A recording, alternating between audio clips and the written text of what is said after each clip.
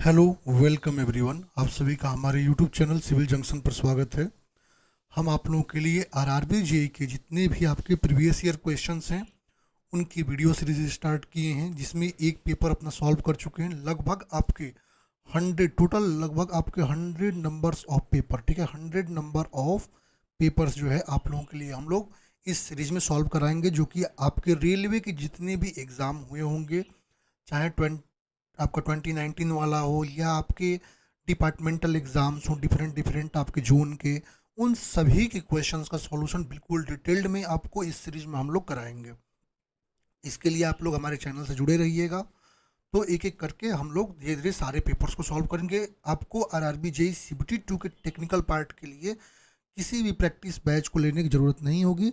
हम लोग आपको टोटली फुल कवर अप कराएंगे। केवल आप हमारे वीडियो में कॉन्सेप्ट्स को अच्छे से देखें, उससे ही आपको बहुत सारी चीज़ें आपकी जो है वो आपकी रिकवर भी हो जाएंगी। बाकी आप जो है एक एनालिसिस भी कर पाएंगे क्वेश्चन कहाँ से कैसे आ रहे हैं, ठीक है। बाकी जो भी स्टूडेंट्स जो है अपना प्रिपरेशन स्टार्ट कर चुके हैं आरआरबी जेईई के लिए, तो हमारी टेस्ट सीरीज भी आपकी अभी सीबीटी 1 की अपलोड हो चुकी है लगभग आपकी, जिसमें टोटल 165 आपके नंबर ऑफ टेस्ट हैं, जिसमें आपका 10 आपका फुल लेंथ टेस्ट है, 65 आपके जो टेस्ट हैं वो साइंस के हैं, 21 टेस्ट आपके जो है वो मैथ के हैं, आपके 40 टेस्ट जीके के हैं और 29 टेस्ट आपके रीजनिंग के हैं।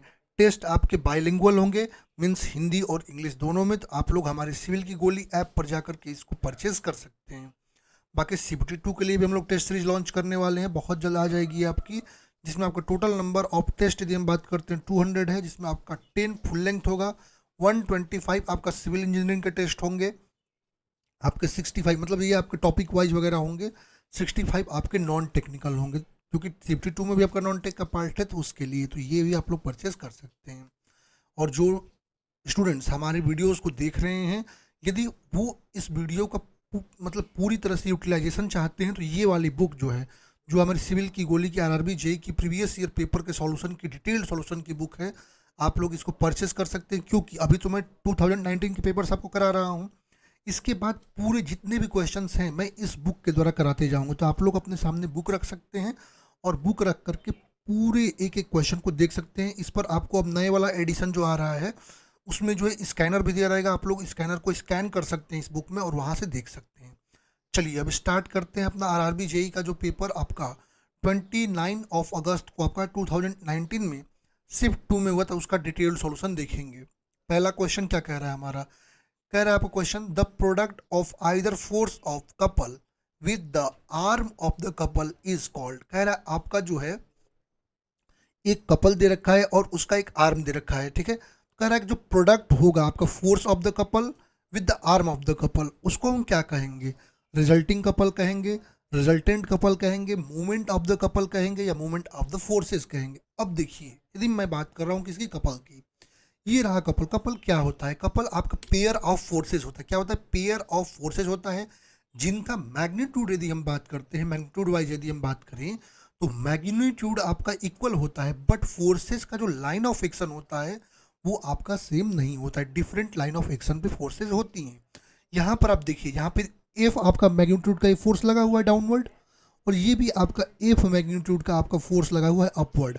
अब लाइन ऑफ एक्शन देखिए, इनकी लाइन ऑफ एक्शन की यदि हम बात करते हैं, इनकी लाइन ऑफ एक्शन डिफरेंट है, बट ये फोर्सेस मैग्नीट्यूड में इक्वल है। और यहाँ पर ये वाला जो लेंथ है डी, इसको हम कहते हैं लीवर आर्म। क्या कहते हैं, इसको कहते हैं लीवर आर्म। तो आपका जो मूवमेंट होगा आपका कपल का, तो मूवमेंट क्या होगा, फोर्स इनटू कपल आर्म, ठीक है। ये आइदर साइड में, इस साइड में भी निकाल सकते हैं और इस साइड से भी हम लोग निकाल सकते हैं, ठीक है। और इसकी यूनिट की यदि मैं बात करूँ तो इसकी यूनिट क्या होती है, न्यूटन मीटर। तो क्वेश्चन क्या कर रहा है, आपका प्रोडक्ट जो है फोर्स ऑफ कपल और जो आर्म दे रखा है उसका क्या होता है, वो होता है movement of the couple. Option number C is correct. I hope ये चीज़ आपको समझ में आई होगी। चलते हैं अगले क्वेश्चन पे। कह रहा है high level radioactive waste can be managed in which of the following ways. कह रहा है आपका यदि high level radioactive waste है तो उसको किस विधि से या किस मेथड से हम लोग उसको मैनेज कर सकते हैं, ठीक है। कह रहे कंपोस्टिंग के द्वारा, स्टोर आइडेफिनिटली के द्वारा, ठीक है, स्टोर इंडिफिनिटली के द्वारा, आपका इंसिनरेशन के द्वारा, या न्यूट्रलाइजेशन के द्वारा। अब यदि मैं बात करता हूँ हमारे पास कोई high level radioactive waste है, चलिए एक एक करके देखते हैं। यदि मैं स्टोर इंडेफिनेटली की बात करता हूँ, क्या होता है, ये एक ऐसा मेथड है, एक मोस्ट कॉमन मेथड है जिसके द्वारा जो हमारे हाई लेवल के रेडियो एक्टिव इन्वायरमेंट के जो आपके जो है high level radioactive waste हैं उनका मैनेजमेंट किया जाता है। अब क्या है, इसमें हम क्या करते हैं कि वेस्ट को जो है एक डिज़ाइन, बिल्कुल आपके इंजीनियरिंग द्वारा डिज़ाइन जो आपका एक फैसिलिटी होती है, ठीक है, जो कि आपका डीप अंडरग्राउंड होता है, उसमें हम क्या करते हैं अपने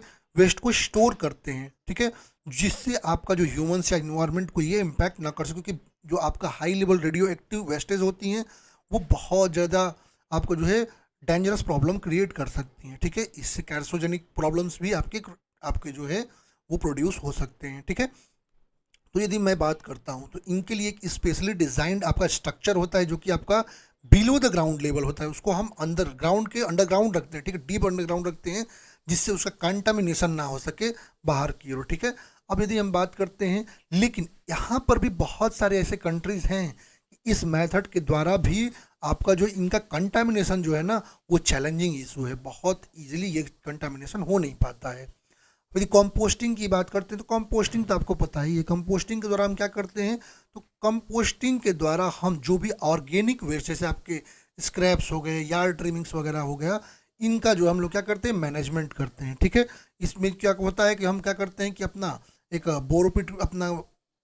पीट अपना बोरो करते हैं, इसमें क्या करते हैं अपने जो वेस्टेज होती हैं ऑर्गेनिक वेस्टेज उसको डंप करते हैं, और डंपिंग के बाद उसको हम क्या करते हैं कवर अप कर देते हैं, और वहाँ पर जो बैक्टीरिया वगैरह फंगी वगैरह होंगी वो इसको क्या करेंगी ब्रेक डाउन कर देंगे, जिससे ये सॉइल में आपका न्यूट्रिएंट के रूप में मिक्स हो जाएगा, ठीक है।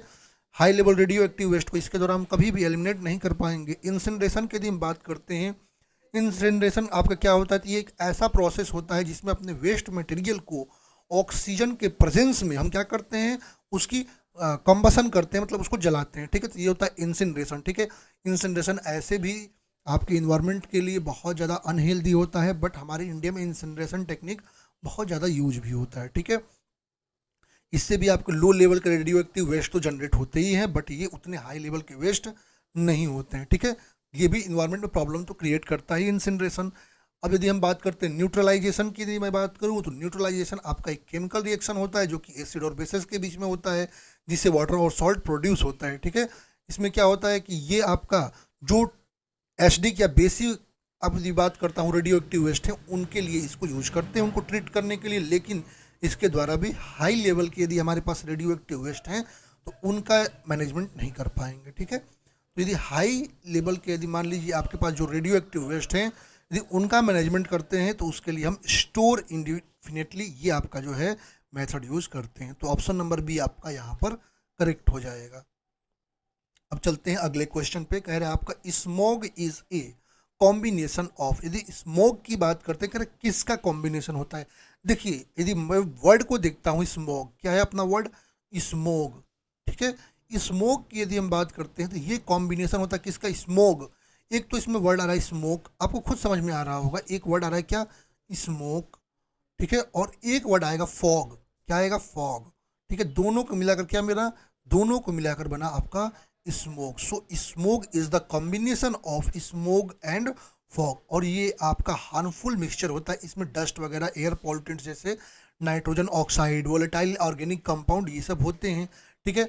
ये कंबाइन होकर क्या करते हैं कि एक डेंस लेयर आपके ग्राउंड लेवल के ऊपर जो ओजोन लेयर है वहाँ पर एक डेंस लेयर क्रिएट कर देते हैं, जिसके डेंसनेस के कारण जो हमारा सनलाइट होता है वो क्या होता है वहाँ पर एब्जॉर्ब हो जाता है, ठीक है।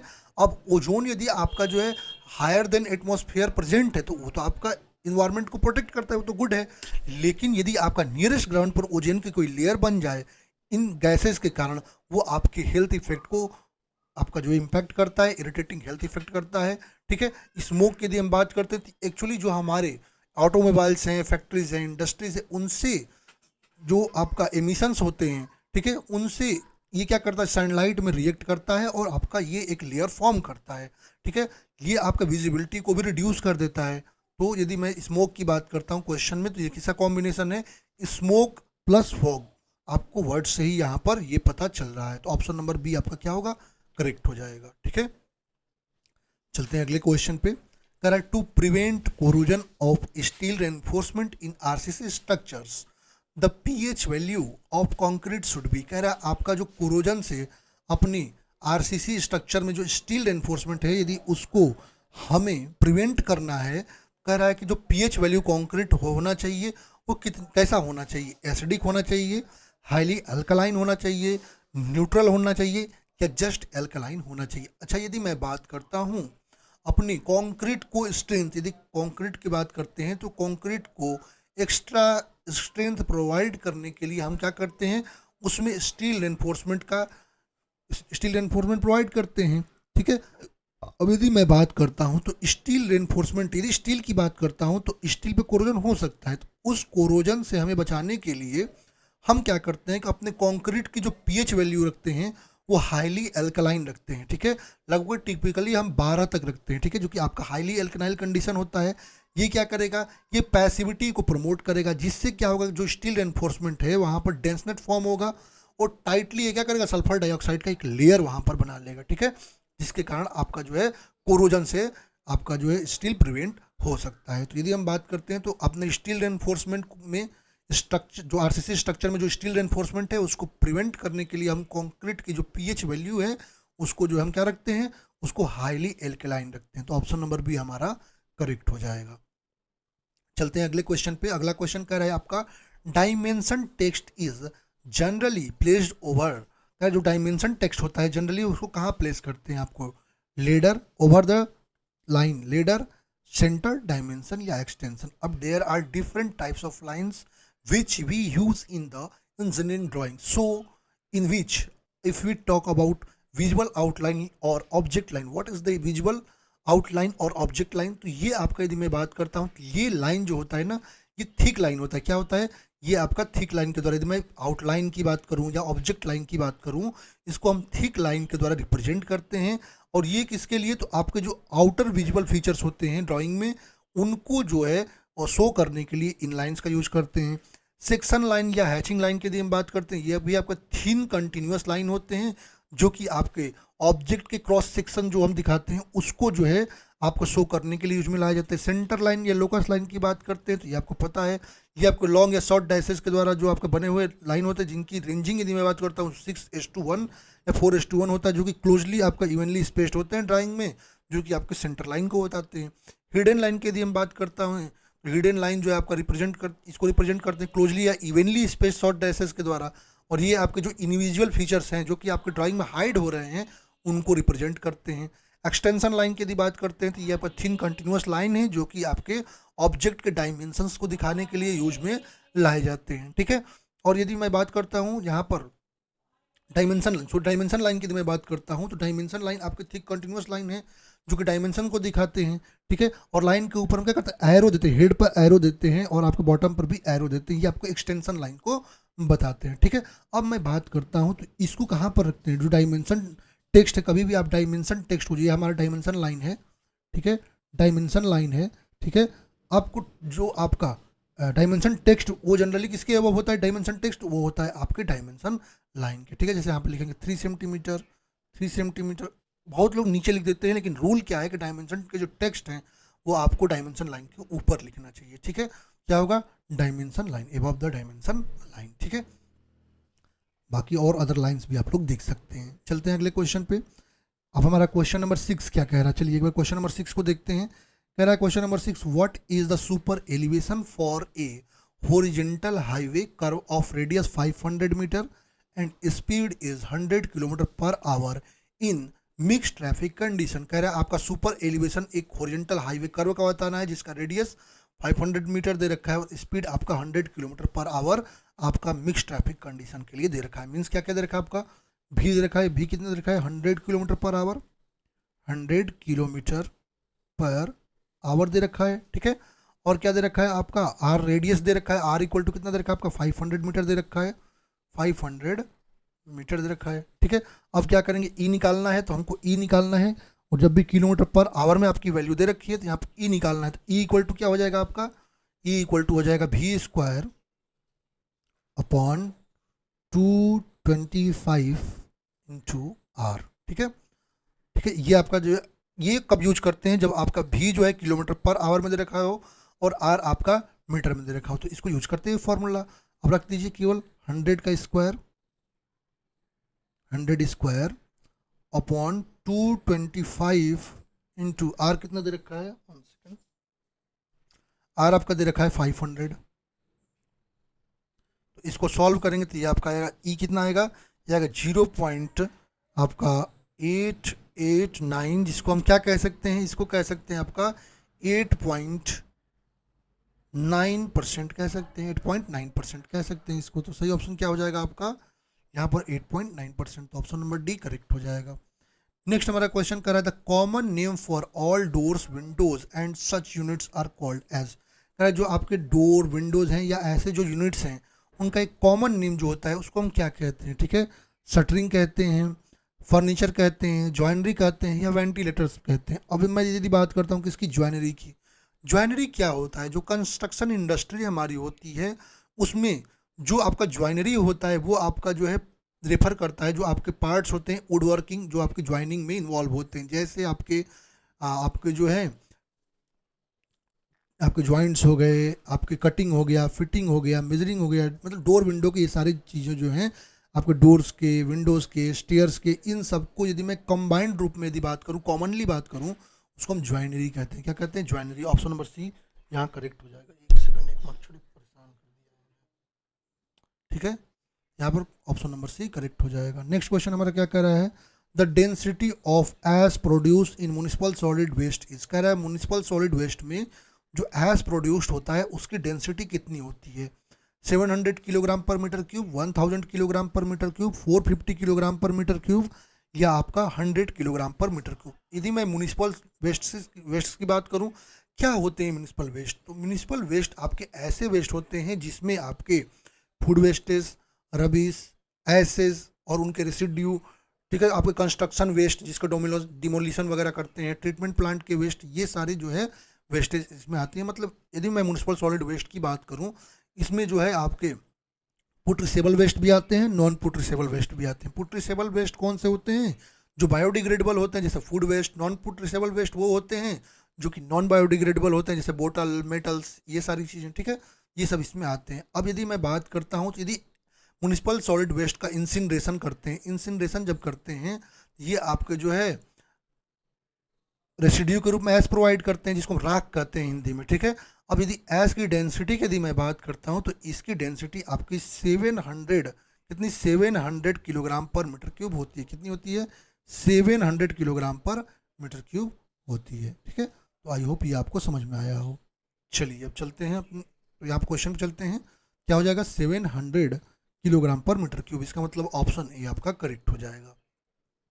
चलेंगे अपने अगले क्वेश्चन पे। कह रहा है the old type of wall foundation consisting of multiple steps of bricks और stone layers of gradually increasing width is called. कह रहे हैं आपका ओल्ड टाइप का जो फाउंडेशन, वॉल फाउंडेशन, जो कि आपका मल्टीपल स्टेप्स जो होते हैं ब्रिक का या स्टोन लेयर्स का, जो कि ग्रेजुअली इंक्रीजिंग ऑर्डर में होते हैं विड्थ वाइज, उसको हम क्या कहते हैं, आपका लाइन फुटिंग और wall footing, linear footing, stepped footing या रनिंग फुटिंग। अब यदि मैं बात करता हूँ यहाँ पर देखिए, ये एक ऐसा आपका जो है फाउंडेशन है जिसमें आप देख सकते हैं ये आपका विड्थ है, यह क्या है आपका विड्थ है। ये विड्थ आप देखिए जैसे जैसे आप ऊपर की ग्रेजुअली जा रहे हैं ये विड्थ आपका डिक्रीज, नीचे से देखिए ऊपर से नीचे देखें तो क्या हो रहा है, आपका जो है लेयर जो है ये इंक्रीज हो रहा है, width of the layer is increasing. यदि मैं अपवर्ड से डाउनवर्ड की ओर देखता हूँ तो आपका ये आपका क्या हो रहा है, विड्थ लेयर का इंक्रीज हो रहा है। और ये आपका ब्रिक का हो सकता है, स्टोन लेयर का हो सकता है, उसमें मल्टीपल लेयर्स होते हैं। तो ये आपका क्या कहलाता है, ये आपका कहता है स्टेप्ड फुटिंग, ठीक है। और इसके जो बेस होती है वो कंक्रीट की होती है, ठीक है। ये आपको जो ये फाउंडेशन की यदि मैं बात करता हूँ तो ये आपको हिली प्लेसेस में, ठीक है, जहाँ पर ग्राउंड स्लोपी होता है वहाँ पर जहाँ प्रोवाइड करते हैं, ठीक है। यहाँ पर यदि मैं बात करता हूँ तो सही ऑप्शन क्या हो जाएगा, तो स्टेप्ड फुटिंग, ठीक है, ऑप्शन नंबर सी करेक्ट हो जाएगा। चलेंगे अपने अगले क्वेश्चन पे। कह रहा है नेक्स्ट क्वेश्चन हमारा, the centre line method is specially adopted for estimating. कह रहा है जो सेंटर लाइन मेथड होता है वो स्पेशली किसको जो है आप लोग जो है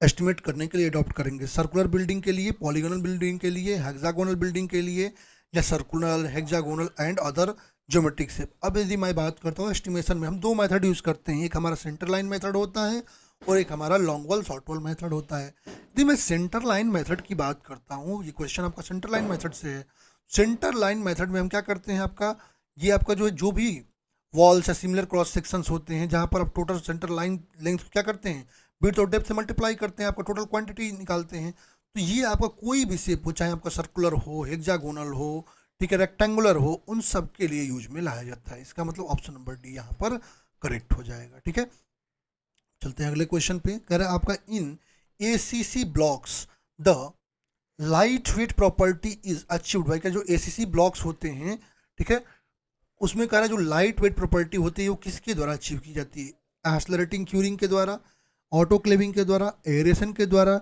या by using light weight coarse aggregate. अब यदि मैं बात करता हूँ ACC ब्लॉक्स की, ACC ब्लॉक्स किसके मिक्सचर होते हैं, तो ये आपके बने होते हैं sand, cement, lime, gypsum, water and airing agent. आपका यदि मान लीजिए एयर एंटेनिंग एजेंट जो होते हैं, इनका मेनली यूज इसमें किया जाता है। ठीक है, अब एयर एंटेनिंग एजेंट के लिए हम बात करते हैं, इसके लिए टिपिकली में एल्यूमिनियम पाउडर या उसके पेस्ट को यूज करते हैं। ठीक है, जो कि क्या करता है, उसमें जो अदर इंग्रेडिएंट्स हैं उनसे रिएक्ट करता है और हाइड्रोजन गैस का फॉर्मेशन करता है। अब क्या होता है कि ये गैसेस क्या होती है, एक्सपेंड्स होती हैं। अब ये एक्सपेंड्स जब होती हैं तो आपके मिक्सचर में बबल फॉर्म करते हैं, क्या करते हैं, बबल फॉर्म करते हैं, जिससे एक फोम लाइक स्ट्रक्चर जो है वो आपका बन जाता है। ठीक है, और यदि मैं बात करता हूँ प्रॉपर्टीज़ की, तो ACC ब्लॉक लगभग 60 to 85% इसमें एयर वॉल्यूम जो है वो एयर का होता है। ठीक है, यदि इसकी फायर रेसिस्टेंस की बात, हायर फायर रेसिस्टेंस आपको देखने को, अर्थक्वेक रेसिस्टेंस देखने को, मॉइस्चर रेसिस्टेंस या आपका साउंड रेसिस्टेंस देखने को मिलता है। यदि बात करते हैं कंस्ट्रक्शन, तो फास्टर कंस्ट्रक्शन लार्जर साइज में आप लोग कर सकते हैं। ये थर्मल इंसुलेशन प्रोवाइड करता है, ये इन्वायरमेंटल फ्रेंडली होता है। ठीक है, लाइट वेट होता है, इसकी डेंसिटी ACC ब्लॉक की लगभग 600 to 700 kg पर क्यूबिक मीटर होती है, जबकि आपका रेड ब्रिक जो यूज करते हैं उसकी डेंसिटी 1600 से लेकर 1920 किलोग्राम पर क्यूबिक मीटर होती है। हाई कॉम्प्रेसिव स्ट्रेंथ होता है और यहाँ पर मोर्टार की लेस रिक्वायरमेंट होती है। ठीक है, यदि मैं बात करता हूँ तो इसकी लाइट वेट प्रॉपर्टी जो होती है वो अचीव की जाती है किसके द्वारा, तो एरेशन के द्वारा। ऑप्शन नंबर सी करेक्ट हो जाएगा। नेक्स्ट हमारा क्वेश्चन कह रहा है the distance of vena contracta from the orifice is approximately. कह रहा है जो ऑरिफिस का जो आपका वेना कॉन्ट्रैक्टा होता है वो आपका ऑरिफिस से कितने डिस्टेंस पे होता है। अब मैं यदि वेना कॉन्ट्रैक्टा की बात करता हूँ, ठीक है, क्या होता है वेना कॉन्ट्रैक्टा, यदि आप कोई ऑरिफिस है, ठीक है, तो ऑरिफिस पे एक ऐसा थोड़ी दूर पर ऑरिफिस यदि जाते हैं तो वहाँ पर थोड़ी दूर, मतलब ये आपका डिस्टेंस, यदि क्वेश्चन में डिस्टेंस ही पूछ रखा है ना, ये आपका half of the orifice diameter, half of the orifice diameter पे यदि मैं जाते हैं, हम जाते हैं वहाँ पर जो है, तो वहाँ पर जो है एक ऐसा सेक्शन होगा जहाँ पर आपका क्रॉस सेक्शन जो यदि मैं देखूँ तो वो आपका लिस्ट क्रॉस सेक्शन होता है। अब वहाँ पर लिस्ट क्रॉस सेक्शन होगा, इसका मतलब वहाँ पर मैक्सिमम कॉन्ट्रैक्शन होगा। जहाँ पर यदि मान लीजिए एक ये पाइप है, समझिए इस चीज़ को, ये एक पतली सी पाइप है, ठीक है, ये एक पतली सी पाइप है और ये एक मोटी सी पाइप है। अब बताइए यहाँ पर कॉन्ट्रैक्शन सबसे ज़्यादा किस में होगा, यहाँ पर पतला पाइप देखिए बहुत तेज़ी की हाई वेलोसिटी इससे आपका वाटर आएगा, इससे लो वेलोसिटी वाटर आएगा। इसका मतलब कॉन्ट्रैक्शन सबसे ज़्यादा किस में होगा, तो ये आपका जो पतला वाला पाइप है। इसका मतलब जहाँ पे क्रॉस सेक्शन एरिया मिनिमम होगा वहाँ पर मैक्सिमम कॉन्ट्रैक्शन होगा, और जहाँ पर आपका cross section area minimum maximum contraction, मतलब वहाँ पर वेलोसिटी आपकी मैक्सिमम होती है। इसका मतलब वेना कॉन्ट्रैक्टा पे आपके फ्लूइड की वेलोसिटी मैक्सिमम होती है, एरिया वहाँ पर मिनिमम होता है। ये आपका half of the diameter of vena contracta पे होता है, ठीक है, और फिर से हाफ ऑफ द डायमीटर पे होता है, और डाउन स्ट्रीम एज और फिस पे होता है। ठीक है, यदि मैं बात करता हूँ क्वेश्चन पे, और यदि हम वेना कॉन्ट्रैक्टा से बियॉन्ड जाए तो वहाँ पर स्ट्रीम लाइन आपका जो है पैरेलल देखने को मिलता है। ठीक है, ये कहाँ पर होता है, तो ये आपका half diameter of the orifice. ठीक है, तो ऑप्शन नंबर डी करेक्ट हो जाएगा। चलते हैं नेक्स्ट क्वेश्चन पे। कह रहा है fixed beam is also known as, कह रहा है फिक्स्ड जो बीम होता है उसको किस नाम से जानते हैं, कॉन्स्ट्रेस्ट बीम, स्पैंड्रल बीम, एंसेस्टर बीम या कॉन्स्ट्रिकेटेड बीम। अब यदि मैं बात करता हूँ किसकी, फिक्स बीम की, ठीक है, फिक्स बीम को हम एंसेस्टर बीम या कॉन्स्ट्रेंट बीम या बिल्ड इन बीम के नाम से जानते हैं। ठीक है, फिक्स बीम में यदि मैं बात करता हूँ तो इसमें बीम आपका फिक्स बीम में यदि एंड पर बात करता हूँ, यहाँ पर एंड पर आपका मूवमेंट डेवलप होता है, ठीक है, और यहाँ पर फिक्स आपका सपोर्ट्स दे रखे थे यहाँ पर। अच्छा, यदि मैं सिंपली सपोर्टेड बीम लेता तो वही सिंपली सपोर्टेड बीम पे यदि कपल नहीं लगा हुआ है एंड्स पे, वहाँ पे कोई मूवमेंट जनरेट नहीं होता है। लेकिन फिक्स बीम में आपको मूवमेंट, यदि आप सेक्शन कट करते हैं, यहाँ पर सेक्शन कट करते हैं तो आपको यहाँ पर दिखेगा कि मूवमेंट यहाँ पर प्रोड्यूस होता है। ठीक है, तो फिक्स बीम को और किस नाम से जानते हैं, तो एंसेस्टर बीम। तो option number C is correct. Next हमारा क्वेश्चन कह रहा है which of the following is a type of bolt, कह रहा है इनमें से कौन एक बोल्ट का टाइप है। High strength friction grip bolt, turn bolt, all of the option या ब्लैक बोल्ट। यदि हम बोल्ट की बात करते हैं, बोल्ट क्या होता है, बोल्ट आपका मेटल पिन होता है। बोल्ट क्या होता है, एक मेटल पिन होता है जिसके एक एंड पे यदि मैं बात करता हूँ, ऐसे देखिए ऐसे सैंक होता है एक एंड पे, और ये आपका ये बोल्ट कहलाता है, ठीक है। ये क्या कहलाता है, बोल्ट कहलाता है, ठीक है। ये वेरियस टाइप्स के होते हैं जिसमें हाई स्ट्रेंथ बोल्ट है, टर्न बोल्ट है, आपका ऑर्डिनरी बोल्ट है। यदि फ्रिक्शन ग्रिप बोल्ट की यदि हम बात करते हैं, इसको हाई स्ट्रेंथ बोल्ट भी कहते हैं।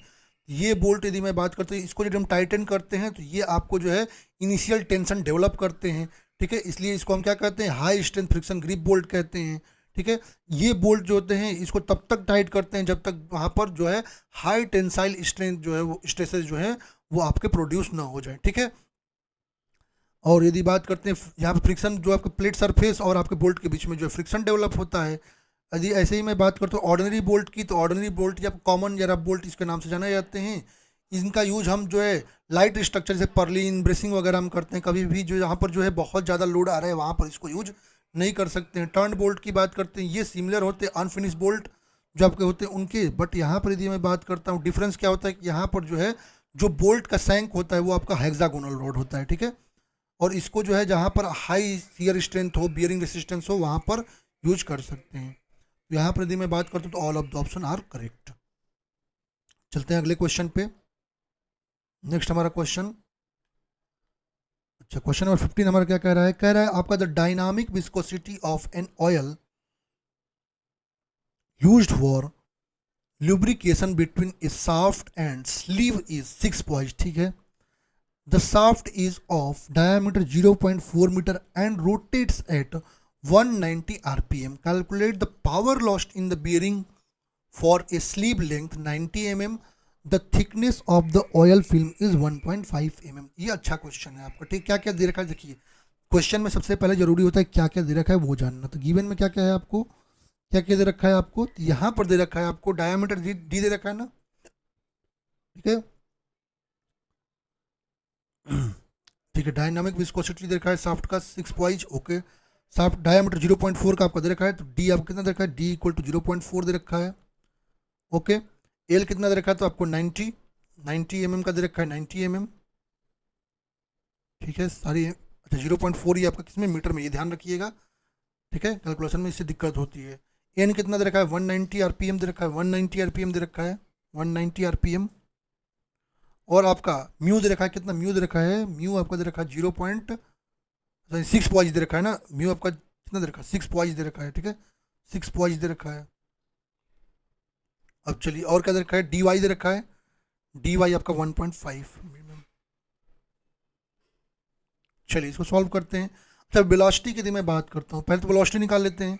वेलोसिटी इक्वल टू क्या हो जाएगा, d/2 इंटू आपका जो है ओमेगा, मतलब आरपीएम जो है उसका, तो कितना हो जाएगा इसका, ओमेगा की यदि मैं बात करता हूँ तो यहाँ से आपका क्या हो जाएगा, ये आपका d/2 इंटू 2πn/60 होता है, 2πn/60 होता है, ठीक है। तो यहाँ से भी यदि मैं बात करता हूँ, भी क्या आ जाएगा, 2π इंटू 190, एन दे रखा है आपका 190/60 इंटू डी कितना है आपका, तो आपका 0.4/2, ठीक है, 0.4/2 ये आ जाएगा। अब ये मीटर सेकंड में आता है आपका कितना, 3.98 मीटर पर सेकंड में आ जाएगा, ठीक है। वेलोसिटी यहाँ पर शियर स्ट्रेस की यदि मैं बात करता हूँ टाउ, तो टाउ कितना आ जाएगा, टाउ इक्वल टू क्या होता है, mu D U upon 1 second, ये हो जाएगा क्या आपका, mu D V upon D Y. यदि यहाँ से बात करते हैं शियर स्ट्रेस टाउ की यदि मैं बात करता हूँ तो अब कितना 0.6, एक्चुअली क्वेश्चन में जो है ना ये 0.6 है, यहाँ पर कुछ मिस्टेक हुआ है, ये क्वेश्चन में आपका 0.6 है, ठीक है। क्वेश्चन में ये आपका 0.6 पॉइंट है, ठीक है। 0.6 हो जाएगा इंटू, तो ये कितना हो जाएगा आपका, टाउ दे रखा है ना, ये हो जाएगा कितना 0.6, इधर से मल्टीप्लाई करेंगे, ठीक है। 0.6 इंटू डी भी कितने दे रखे, 3.98 अपॉन डी वाई आपको 1 पॉइंट 0 पॉइंट कितना 1 पॉइंट कितना दे रखा है, हाँ ये आपका 1.5 दे रखा है ना, इसको चेंज कर लीजिए मीटर में, कितना हो जाएगा 0.0015 हो जाएगा। ये आ जाएगा, सॉल्व करेंगे तो 1592 आपका न्यूटन पर मीटर स्क्वायर, तो आपका टाउ भी मिल गया। ठीक है, अब टॉर्क, यदि फोर्स की यदि बात करते हैं, फोर्स इक्वल टू क्या हो जाएगा यहाँ पर, यदि फोर्स की बात करता हूँ तो फोर्स इक्वल टू क्या हो जाएगा आपका, फोर्स इक्वल टू हो जाएगा आपका टाउ इंटू ए, कितना हो जाएगा आपका टाउ इंटू आपका पाई डी एल, ये आपका हो जाएगा कितना आपका, तो फोर्स निकालूँ तो यदि मैं, तो 1592 इंटू पाई इंटू 0.4 इंटू आपका एल कितना है, तो वो भी रख सकते हैं यहाँ पर 0.09। इसको सॉल्व करेंगे तो ये आपका आएगा कितना, फोर्स आपका आएगा, ये आपका 180 पॉइंट आपका 5 न्यूटन, ये आ जाएगा फोर्स। अब हमको क्या निकालना है, टॉर्क निकाल सकते हैं। तो टॉर्क, बहुत अच्छा ये क्वेश्चन दे रखा है। टॉर्क की यदि मैं बात करूँ तो टी निकाल सकते हैं एफ इंटू आर से, ये अब कितना आ जाएगा, टी की यदि हम बात करते हैं तो ये आपका आ जाएगा कितना 180 पॉइंट आपका 0.5 आएगा ना यहाँ पर, 1 सेकेंड, ये 180.5 इंटू आपका 0.4/2, इसको सॉल्व करेंगे तो कितना आ जाएगा, ये आपका 36 पॉइंट आपका 01 आपका न्यूटन मीटर आएगा। ठीक है, अब यदि हम बात करते हैं, ये तो हो गया हमारा। अब यदि मैं बात करता हूँ पी की, तो पावर, यदि हम बात पावर लॉस पूछ रखा है क्वेश्चन में, तो पी इक्वल टू क्या हो जाएगा आपका 2πN/T/60, रखते जाइए 2 इंटू पाई इंटू 190 इंटू आपका 36.190 इंटू 36.01, और ये आपका हो जाएगा कितना अपॉन 60। इसको सॉल्व करेंगे तो ये आपका आएगा 716.48 किलोवाट। ठीक है, ये थोड़ा अच्छा क्वेश्चन आपका दे रखा था, कितना हो जाएगा आपका 716.48 किलोवाट, तो ऑप्शन नंबर डी करेक्ट हो जाएगा। नेक्स्ट हमारा क्वेश्चन क्या कर रहा है, a bar has a diameter D, okay, length L, bar has diameter 2d and length 2l, if both the bars are made of same material and subjected to same load, the ratio of change in length a to change in length b is, तो यहाँ पर आपको question में, ठीक है, अब यदि हम बात करते हैं कोई लोड लग रहा है, कोई पी लोड मान लीजिए लग रहा है, तो डेल्टा इक्वल टू क्या होता है, डेल्टा इक्वल टू होता है पी एल अपॉन ए, ये होता है आपका। ठीक है, अब यदि हम बात करते हैं तो एक के लिए, यदि मैं डेल्टा ए की बात करता हूँ, ठीक है, डेल्टा ए की यदि मैं बात करूँ क्या हो जाएगा, तो आपका बार डायमीटर ए एल, तो इसके लिए तो मैं निकालूँ, ठीक है, डायमीटर डी है, ये कितना हो जाएगा आपका P into L upon area क्या हो जाएगा, तो एरिया आपका पाई डी स्क्वायर हो जाएगा, pi into D square into आपका कितना ई हो जाएगा।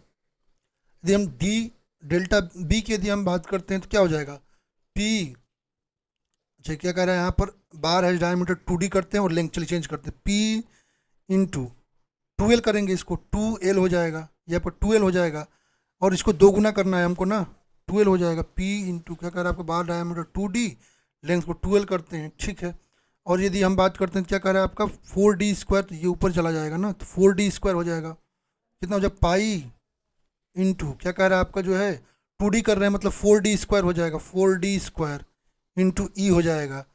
और इसको यदि हम दोनों का यदि रेशियो निकालेंगे तो delta A upon delta B की यदि हम बात करेंगे, जब रेशियो निकालेंगे तो 4/2, तो ये कितना आ जाएगा 2 आएगा। ठीक है, ये सारे कट जाएंगे टर्म, ये आपको 4/2, ये आपको 2 आएगा। ठीक है,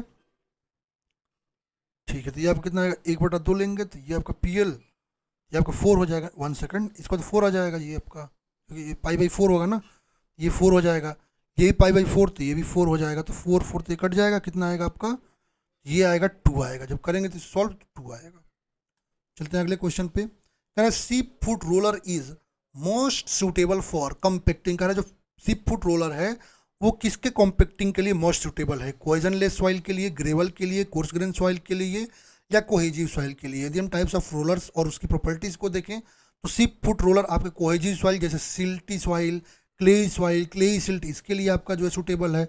स्मूथ व्हील रोलर की यदि हम बात करते हैं तो ये आपका कोर्स ग्रेन सॉइल जैसे आपका क्रस्ट रॉक्स है, ग्रेवल है, सैंड, इसके लिए सूटेबल है। पेन्यूमेट्रिक टायर रोलर की यदि हम बात करते हैं तो ये आपका ऑल टाइप ऑफ सॉइल जो होते हैं, जैसे आपका जो है मेनली मतलब कोहेसिव मतलब, बट ये ऑल टाइप के लिए, जैसे सैंड, ग्रेवल, सिल्ट, क्ले सबके लिए। टैंपिंग फुट रोलर की यदि बात करते हैं, ये आपका फाइन ग्रेन सॉइल जैसे सिल्ट, क्ले के लिए आपका यूजफुल होता है।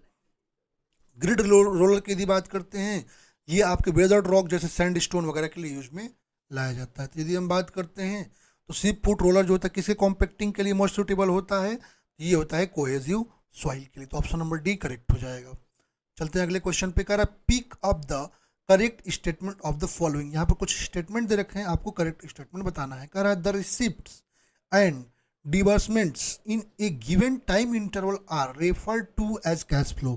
कह रहा है जो आपका कोई रिसिप्ट है और उसका जब रिसिप्ट को आप डिबर्समेंट कर रहे हैं वो एक फिक्स इंटरवल टाइम के लिए बीच जो होता है उसको हम कहते हैं कैश फ्लो। कहता है all assumptions that all cash flow occurs at the end of interest period is known as the end of period convention. Correct, जितने भी एजम्पशन आपके कैश फ्लो में होता है, करेक्ट, जब एंड ऑफ इंटरेस्ट पीरियड होता है तो उसको हम कहते हैं एंड ऑफ पीरियड कन्वेंशन, या ऑल ऑफ द ऑप्शन। कह रहा a cash flow diagram is graphical representation of cash flow drawn on a time scale. कह रहा है कि जो कैश फ्लो डायग्राम है वो आपका ग्राफिकल रिप्रेजेंटेशन है कैश फ्लो का, जिसको हम टाइम स्केल पे ड्रॉ करते हैं। अब यदि हम कैश फ्लो की बात करते हैं और कैश फ्लो डायग्राम की, कैश फ्लो की यदि हम बात करते हैं, ये आपका स्टेटमेंट किसको बताता है, ये आपको डिस्प्ले करता है कैश के इनफ्लो मतलब रिसिप्ट्स को और कैश के आउटफ्लो मतलब पेमेंट को। ठीक है, एक स्पेसिफिक किसमें, एक स्पेसिफिक ड्यूरेशन में, एक स्पेसिफिक पीरियड में जो कैश का इनफ्लो और आउटफ्लो होता है उसको क्या कहते हैं, तो उसको हम कहते हैं आपका कैश फ्लो। ठीक है, अब यदि हम बात करते हैं दूसरे टर्म में, यदि हम बात करते हैं, ये एप्लीकेशन होता है कैश का ड्यूरिंग ए स्पैम और टाइम। ठीक है, कैश फ्लो डायग्राम की यदि हम बात करते हैं तो इसको हम जो है अपने फाइनेंशियल ट्रांजेक्शन्स जो होते हैं उनको ग्राफिकली रिप्रेजेंट करने के लिए यूज करते हैं। और कैश फ्लो डायग्राम जो है आपका जो है यहाँ पर देख सकते हैं, कैश फ्लो डायग्राम आपको जो है कैश फ्लो आपका एक टाइम पीरियड स्केल जो होता है आपका उस पर बनाते हैं। ठीक है, तो ये हो गया। ठीक है, ये हो कैश फ्लो डायग्राम। अब यदि हम end of the period convention की बात करते हैं तो आपका जो कैश फ्लो आपके एनी टाइम आपका विद इन द पीरियड होता है उसको हम कहते हैं आपका, इन प्रैक्टिस में यदि हम बात करते हैं एंड ऑफ पीरियड कन्वेंशन कहते हैं। ठीक है, सिंपली इसका मतलब जो है जो एंडिंग पे सारे जो आपके जो है कैश फ्लो के आपका जो है कैश फ्लो अकर करता है एंड टाइम पे, उसको हम इंटरेस्ट पीरियड जो होता है उसको कहते हैं एंड ऑफ पीरियड। इसका मतलब सभी स्टेटमेंट यहाँ पर क्या है, करेक्ट है। तो ऑप्शन नंबर सी करेक्ट हो जाएगा। चलते हैं अगले क्वेश्चन पे। कह रहा है in AutoCAD the 3D commands of the modelling tool bar include. कह रहा है ऑटो कैड में जो 3D कमांड होता है मॉडलिंग टूल बार में, उसमें क्या क्या इंक्लूड होता है, स्फीयर, एक्सट्रूड, बॉक्स या ऑल ऑफ द ऑप्शंस। यदि मैं बात करता हूँ स्फीयर कमांड की, ठीक है, स्फीयर कमांड जो होता है वो आपको जो है 3D में 3D सॉलिड जैसे आपके स्फीयर वगैरह जो है उनको क्रिएट करने का काम आता है, 3D कमांड हुआ। बॉक्स की यदि हम बात करते हैं तो बॉक्स कमांड जो है ये आपको 3D बॉक्स के सेलेक्ट करने के लिए आपका XYZ एक्सेस में यूज किया जाता है, तो ये भी 3D में यूज होता है। एक्सट्रूड की यदि हम बात करते हैं तो जो 2D ऑब्जेक्ट है उसको रिमूव करके 3D में कन्वर्ट करने के लिए यूज करते हैं। इसका मतलब चाहे स्फीयर हुआ, चाहे एक्सट्रूड हुआ या बॉक्स हुआ, ये तीनों कमांड जो है 3D कमांड्स होते हैं। ठीक है, तो ऑप्शन नंबर सी करेक्ट हो जाएगा।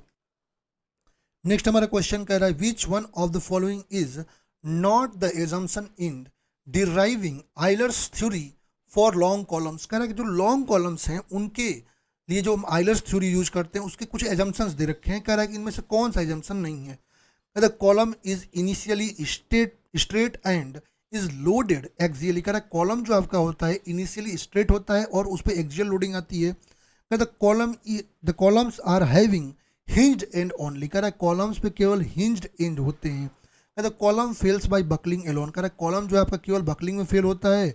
और कहता है section of the column is uniform through out. कह रहा है थ्रू आउट आपका जो है जो कॉलम का सेक्शन होता है वो यूनिफॉर्म होता है। अब यदि हम आइलर्स इक्वेशन की बात करते हैं, आइलर थ्योरी ने आपका यहाँ पर फॉर्मूला दिया है आपका क्रिपलिंग लोड के लिए कितना दिखा है, PCR equal to pi square EA upon L equivalent upon R का होल स्क्वायर। ठीक है, अब यदि हम बात करते हैं यहाँ पर एजम्पशंस की, तो हम एजम्पशन में मानते हैं कि जो कॉलम होता है इनिशियली स्ट्रेट होता है और उस पर एक्सियल लोडिंग होती है। क्रॉस सेक्शन कॉलम का हम मानते हैं कि थ्रू आउट द लेंथ जो होता है वो आपका यूनिफॉर्म होता है।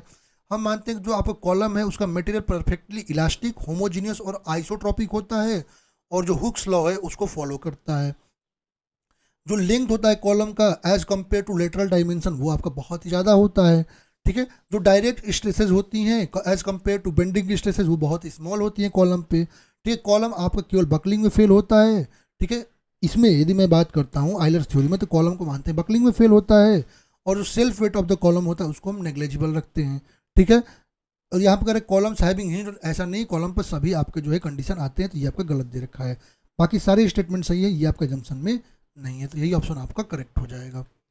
चलते हैं अगले क्वेश्चन पे। कह रहा था following are the statements about lug angles use to connect heavily loaded tension member to gusset plates. कह रहा है जो आपका जो है लग एंगल जिसका यूज हम जो हेवली लोडेड टेंशन मेंबर्स होते हैं उनको गसेट प्लेट से कनेक्ट करने के लिए यूज करते हैं, उसके लिए कुछ स्टेटमेंट्स दे रखे हैं, आपको करेक्ट स्टेटमेंट बताना है। कह रहा था length of and connection is reduce. कह रहा है जो आपका एंड कनेक्शन का जो लेंथ होता है वो आपका कम हो जाता है। सही बात है, जब आप लग एंगल्स का यूज करते हैं कनेक्ट करने के लिए तो जो लेंथ होता है ना वो आपका रिड्यूस हो जाता है, ठीक है। तो ये आपका बात तो सही है कि लेंथ ऑफ एंड कनेक्शन आपका रिड्यूस हो जाता है, बिल्कुल सही बात है। कह रहा है बाई यूजिंग लग एंगल्स, आपका कह रहा है there will be saving in gusset plate. नहीं, लग एंगल्स का यूज करके आप गसेट प्लेट में कोई सेव थोड़ी ना कर रहे हैं, गसेट प्लेट तो वही रहे, गसेट प्लेट में कोई सेविंग नहीं हो रही है, ठीक है। ये आपका गलत दे रखा है, स्टेटमेंट ये रॉन्ग है। अगला स्टेटमेंट हमारा कह रहा है, ठीक है, कि cost of connection increase due to additional fastener and angle required. सही बात है, जब आप वहाँ पर एडिशनल एंगल्स यूज कर रहे हैं, एडिशनल फास्टनर यूज कर रहे हैं तो कनेक्शन का कॉस्ट तो इंक्रीज होगा। तो ये स्टेटमेंट सही, दो स्टेटमेंट आपका पहला और तीसरा, ठीक है, ये स्टेटमेंट्स आपके करेक्ट है। इसका मतलब ऑप्शन नंबर डी यहाँ पर करेक्ट हो जाएगा, ठीक है। चलते हैं अगले क्वेश्चन पे। कह रहा था discharge through a trapezoidal channel is maximum when. कह रहा है किसी ट्रापेजॉइडल चैनल के लिए डिस्चार्ज मैक्सिमम कब होगा। कह रहे half of top width equal to 1 of sloping side, top width equal to 1.5 into sloping side, top width equal to half of sloping side, या half of the top width equal to half of the sloping side. यदि मैं बात करता हूँ किसकी, trapezoidal channel की यदि मैं बात करता हूँ, ठीक है। ट्रेपेजॉइडल चैनल क्या होता है, ये आपका एक मोस्ट एफिशिएंट चैनल होता है। कब, जब आपका कोई भी ट्रेपेजॉइडल चैनल आपका मोस्ट एफिशिएंट चैनल कब होता है, जब आपका length of sloping side equal होता है किसके, हाफ ऑफ टॉप विड्थ के, मतलब d into under root N square plus 1 equal to B plus 2nd/2। यदि हाइड्रोलिक मीन डेप्थ की बात करते हैं वो आपका इक्वल होता है आपका half of depth of flow के, मतलब m इक्वल टू d/2, ठीक है। जो तीनों साइड्स होते हैं ट्रापेजॉइडल सेक्शन के वो टेंजेंशियल होते हैं, ठीक है, सेमी सर्कल के, ये आपका होता है। तो यदि हम बात करते हैं यहाँ पर सही ऑप्शन क्या हो जाएगा, तो half of top width equal to 1 of sloping side, तो ऑप्शन नंबर ए करेक्ट हो जाएगा।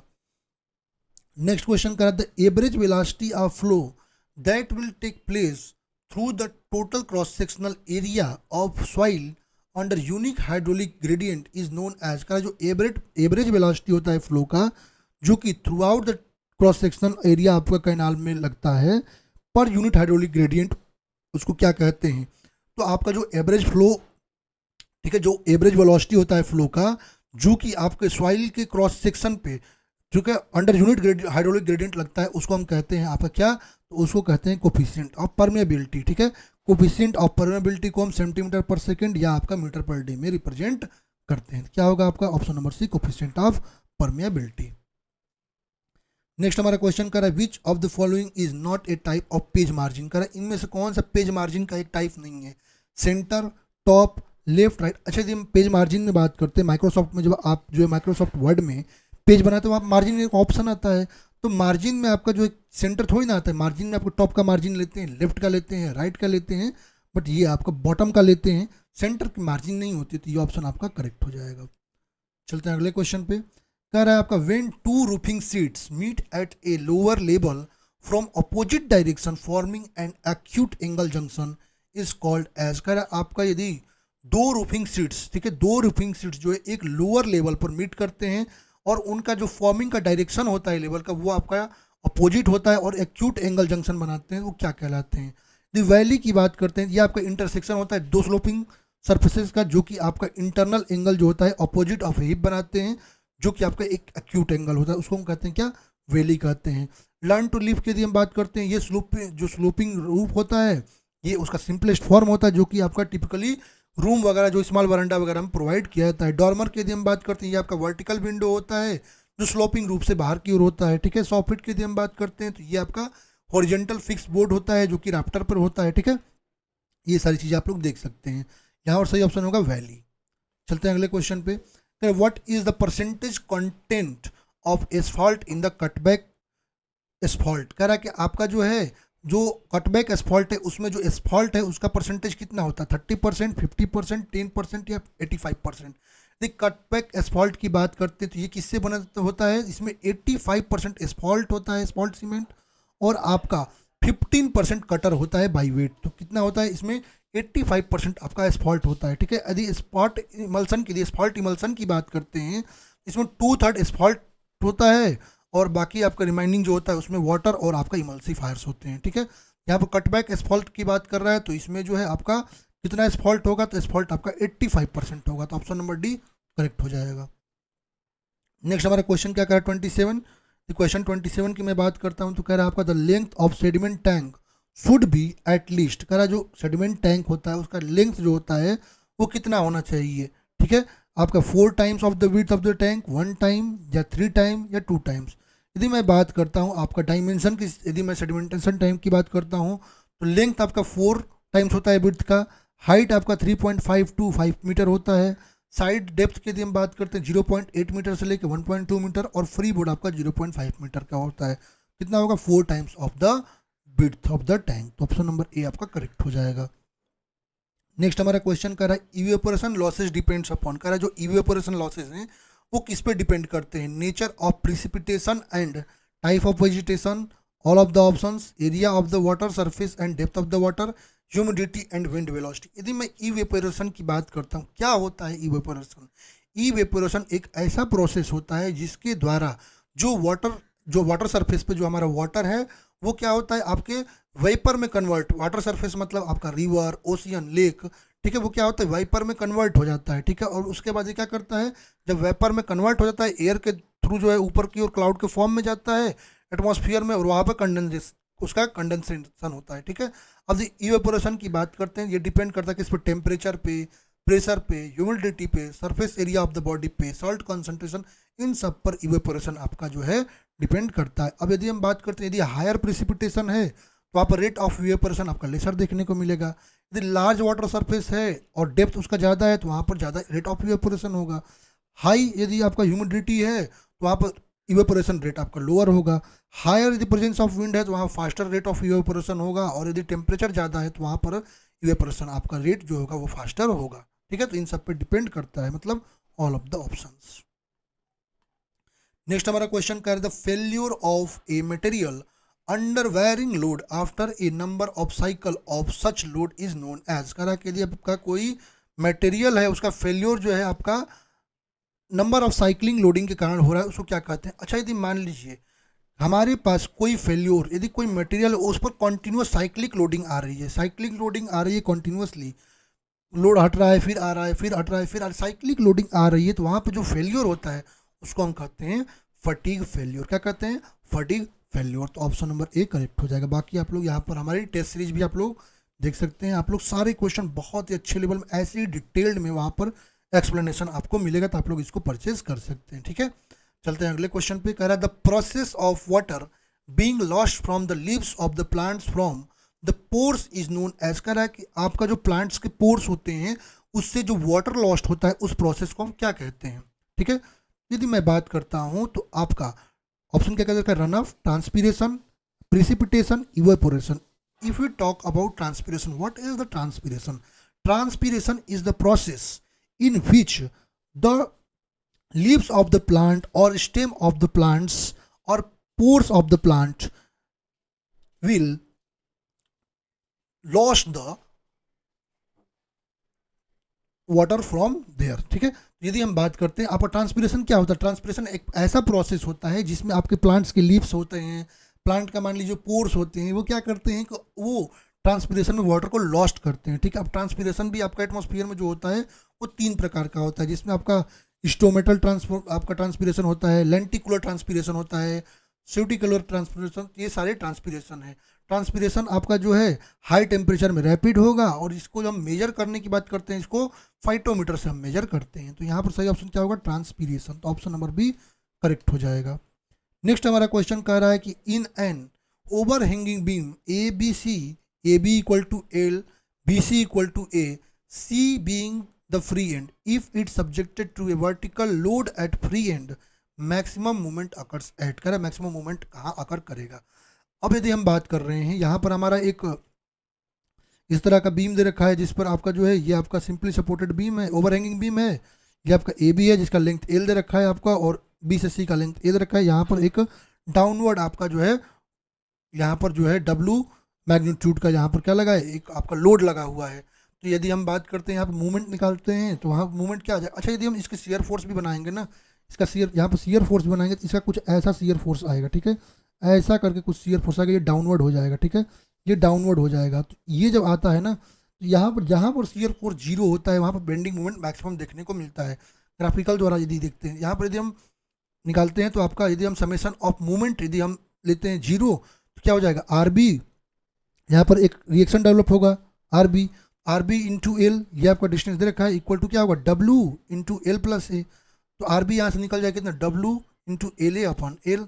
यहाँ पर यदि हम बात करते हैं तो यहाँ पर जब इसका एम ए निकालेंगे तो क्या हो जाएगा, M A equal to W into L A minus R B into L, यहाँ से एम ए निकल जाएगा। अब यदि हम बात करते हैं मोमेंट ऑफ ए निकल जाएगा, ठीक है, तो यहाँ पर moment of A equal to zero यदि आएगा यहाँ पर, ठीक है, एम ए पर जीरो आ जाएगा ये। तो यदि हम बात करते हैं तो जब हम बात करते हैं जब बेंडिंग मोमेंट यहाँ पर जो है क्या होगा, मैक्सिमम होगा। जहाँ पर शियर फोर्स आपका जीरो वहाँ बेंडिंग मोमेंट मैक्सिमम होगा, तो यहाँ पर बी पर मैक्सिमम होगा। चलते हैं अगले क्वेश्चन पे। To find which of the following is consistency test performed, कह रहा है कि कंसिस्टेंसी टेस्ट परफॉर्म करते हैं किसको फाइंड करने के लिए, फाइननेस ऑफ सीमेंट को, टेंसाइल स्ट्रेंथ को, कंप्रेसिव स्ट्रेंथ को, या करेक्ट वाटर सीमेंट रेशियो को। यदि हम बात करते हैं अपना कंसिस्टेंसी टेस्ट के दौरान हम क्या वर्केबिलिटी फाइंड करते हैं, और ये वर्केबिलिटी हमारा किसको बताता है, तो ये हमारा बताता है कि हमारा करेंट जो करेक्ट वाटर सीमेंट रेशियो होगा वो क्या होगा, वो वर्केबिलिटी के द्वारा हम फाइंड करते हैं, ठीक है। स्टैंडर्ड कंसिस्टेंसी टेस्ट की यदि हम बात करते हैं तो इसमें क्या करते हैं, सीमेंट पेस्ट होता है जिसमें हम बिकार्ड प्लंजर जो होता है उसमें परमिट करते हैं, उस बिकार्ड प्लंजर को डायमीटर कितना होता है 10 mm, ठीक है, आपका हाइट 50 mm होता है, उसको पेनिट्रेट करने के लिए लगभग 33 टू 35 mm तक टॉप से हम वो रखते हैं, ठीक है। नॉर्मल कंसिस्टेंसी के लिए यदि हम बात करते हैं यहाँ पर जो initial and final setting time 0.85 P आता है वाटर कंटेंट। कॉम्प्रेसिव स्ट्रेंथ के लिए यदि हम वाटर कंटेंट बात करते हैं P/4+3 होता है। टेंसाइल स्ट्रेंथ के लिए P/5+2.5 होता है, और साउंडनेस टेस्ट के लिए 0.78। तो अब यहाँ पर ये सबसे इंपॉर्टेंट चीज़ होता है, ठीक है, तो इस करेक्ट वाटर सीमेंट रेशियो के लिए। नेक्स्ट क्वेश्चन कह रहा है आपका, कह रहा है the key of profitable operation for project cost control is, कह रहा है कि आपका प्रोजेक्ट कॉस्ट कंट्रोल के लिए की प्रॉफिटेबल ऑपरेशन क्या होता है। कह रहा है to keep the project cost equal to the subsequent construction budget, जो सब्सिक्वेंट कंस्ट्रक्शन बजट है उसके इक्वल प्रोजेक्ट कॉस्ट को कर दीजिए। कह रहा है to keep the project cost higher than the cost estimate, कह रहा है प्रोजेक्ट कॉस्ट को जो है कॉस्ट एस्टिमेट से हायर कर दीजिए, तो ये तो प्रॉब्लम क्रिएट हो जाएगा। कह रहा है to keep the project cost within the cost budget and knowing when and where job costs are deviating. सबसे इंपॉर्टेंट चीज़ है, यदि हमको अपने प्रोजेक्ट कॉस्ट को कंट्रोल रखना है और आपके ऑपरेशन को प्रॉफिटेबल रखना है, तो हमको ये जरूर ध्यान देना होता है कि प्रोजेक्ट कॉस्ट जो होता है वो आपके जो बजट कॉस्ट होता है वो दोनों को आपको ये भी जानना जरूरी है, ठीक है, और ये विद इन द बजट होना चाहिए। प्रोजेक्ट कॉस्ट जो है with in the budget cost होना चाहिए, और हमको जॉब पे ध्यान देना चाहिए कहाँ पर आपका कॉस्ट जो है वो डेविएट कर रहा है। तो ये स्टेटमेंट आपका सही है। To keep project cost equal to original cost estimate, ऐसा कुछ नहीं है, ये सबसे इंपॉर्टेंट चीज़ है, तो ऑप्शन नंबर सी करेक्ट हो जाएगा, ठीक है। नेक्स्ट हमारा क्वेश्चन कर रहा है name the structural member connecting all the trusses and also supporting the roofing seats. कह रहा है इसमें से कौन सा ऐसा स्ट्रक्चरल मेंबर है जो सभी ट्रसेस को कनेक्ट करता है और जो रूफिंग सीट्स होते हैं उनको सपोर्ट प्रोवाइड करता है। कटर्स, ब्रेसिंग, टाई रॉड्स या पर्लिंग। यदि मैं पर्लिंग की बात करता हूँ, पर्लिंग एक ऐसे मेंबर होते हैं जो कि रूफ फ्रेम पर स्पैनिंग फैले होते हैं, जो कि आपको सपोर्ट रूफ कवरिंग को सपोर्ट करते हैं, और पैरेलल रीजेस होते हैं उनको डिफरेंट ट्रसेस के कनेक्ट करते हैं, ठीक है। सही ऑप्शन क्या होगा, Perlin. Option number D is correct, ठीक है। ये रहा हमारा पर्लिन, ये आप लोग देख सकते हैं, ये हमारा रहा पर्लिन। चलते हैं नेक्स्ट क्वेश्चन पे। कह रहा है which of the following grades of leads is hardest. कह रहा है इनमें से कौन सा ग्रेड जो लीड का होता है वो हार्डेस्ट होता है, 4B, 6H, 5H या 6B। 6H की बात करते हैं तो ये आपका हार्डेस्ट ग्रेफाइट लिस्ट होता है, ठीक है, जिसमें एज क्या है आपका, ये आपका हार्डनेस को बताता है, पेंसिल के हार्डनेस को बताता है। Higher is the number next to the H, harder will be the pencil lead, ये आपको ध्यान में रखना है, ठीक है। और पेंसिल लीड किसका मिक्सचर होता है, ये आपका ग्रेफाइट एंड क्ले का होता है। तो सबसे हार्डर इसमें कौन होगा, तो 6H होगा, ठीक है। Option number B is correct. Next हमारा क्वेश्चन एसर्शन रीजन का है। कह रहा है एसर्शन दे रखा है truss triangular figures. Correct, trusses जो होते हैं ट्रायंगुलर फिगर फॉर्म करते हैं। Correct, a pin jointed stable figure is triangle. Correct, एक पिन ज्वाइंटेड स्टेबल फिगर आपका ट्रायंगल होता है। ठीक है, अब यदि हम बात करते हैं, देखिए जो ट्रसेस होते हैं, ठीक है, क्या होते हैं, ट्रसेस जब इंटरकनेक्ट करती हैं तो एक फ्रेमवर्क जो बनता है वो आपका ट्रायंगुलर यूनिट में होता है। ये स्टेटमेंट तो सही है। ठीक है, अब यहाँ पर ट्रसेस में यदि हम बात करते हैं, क्या कह रहा है अगला स्टेशन, पिन ज्वाइंटेड स्टेबल। ये यदि हम बात करते हैं, जो ट्रसेस होती हैं वो पिन ज्वाइंटेड कनेक्शन से बनी होती हैं। ठीक है, और ये स्टेबिलिटी को बताती हैं, बट वहाँ पर रोटेशन अलाउ होता है। ठीक है, वो स्टेबल नहीं होते, वहाँ पर रोटेशन क्या होता है, ज्वाइंट कनेक्शन पे रोटेशन अलाउ होता है। तो यहाँ पर ये गलत देखा, ज्वाइंट को यहाँ पर स्टेबल नहीं होते, यहाँ पर रोटेशन अलाउड रोटेशन होता है। क्या होता है, अलाउड रोटेशन। ठीक है, ये ध्यान रखें। तो एसर्शन आपका ट्रू है बट रीजन आपका नॉट करेक्ट एक्सप्लेनेशन ऑफ ए, तो ऑप्शन नंबर डी करेक्ट हो जाएगा। ठीक है, ये भी ट्रू है ऐसे, लेकिन इसको जो है यदि ऊपर वाले को देखें ना, इसको वो नहीं कर रहा है। ठीक है, next question A, pre stress concrete beam 150 mm into 300 mm supports a live load of 5 kN per meter over a simply supported span of 8 meter. ठीक है, it has a parabolic cable having a eccentricity of 75 mm at mid span and 0 at ends. The pre-stressing force required to maintain the net resultant stress at the bottom fiber at mid span as 0 under the action of dead load plus live load present is. अच्छा ठीक है, यहाँ पर पूछ रखा है आपका loading के। ठीक है, नेट रिजल्टेंट स्ट्रेस आपको इस क्वेश्चन में पूछ रखा। अब यहाँ पर यदि हम बात करते हैं, हमको क्या निकालना है, नेट रिजल्टेंट लोडिंग आपको निकालनी है इस क्वेश्चन में। ठीक है, चलिए इसको सॉल्व करते हैं। क्या क्या दे रखा है उसके अकॉर्डिंग सॉल्व करते हैं। सबसे पहले तो एरिया निकाल सकते हैं। यहाँ पर एरिया कितना आ जाएगा, एरिया निकालते हैं। एरिया कितना, 150 इंटू 300। एरिया हमारा कितना आ जाएगा, इसको मल्टीप्लीकेशन करेंगे तो आएगा 4 5, कितना जीरो है, 1 2 3, ये आपका mm स्क्वायर आ जाएगा। एरिया हमने निकाल लिया। अब एरिया निकालने के बाद हम लोग आई निकाल सकते हैं। आई निकालिए तो आई क्या हो जाएगा, आई इक्वल टू क्या हो जाएगा, B D cube upon 12, 150 into 300 का क्यूब अपॉन 12। ये सॉल्व करेंगे तो आएगा 3.375 into 10 to the power 8 mm power 4। ठीक है, ये निकाल लिए। सेल्फ वेट निकाल सकते हैं क्या, सेल्फ वेट की यदि हम बात करते हैं, किसकी, सेल्फ वेट कितना हो जाएगा आपका, सेल्फ वेट कितना का 25 दे रखा है यहाँ पर, कितना दिख रहा है आपका, लाइव लोड इतना दे रखा है आपका, 75 दे रखा है। ठीक है, तो सेल्फ वेट निकालते हैं, क्या जाएगा, सेल्फ वेट की यदि हम बात करते हैं 25 लेते हैं, 25 इसके लिए लेते हैं 25 इंटू कितना हो जाएगा 0.15, 25% लेते हैं ना, तो 0.15 इंटू कितना 300 मतलब 0 पॉइंट आपका कितना, ये हो जाएगा 0.30, ये कितना हो जाएगा आपका, ये हो जाएगा आपका 1.125 आपका किलोन्यूटन पर मीटर।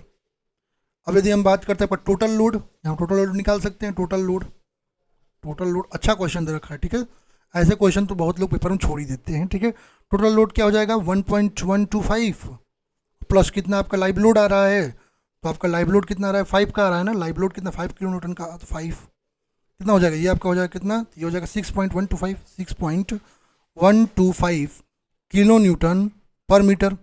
अब एम निकाल सकते हैं, एम इक्वल टू क्या होता है आपका WL²/8। ठीक है,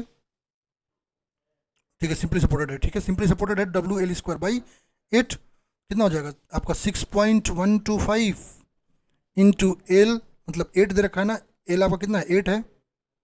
ठीक है, तो 8 का स्क्वायर कर सकते हैं,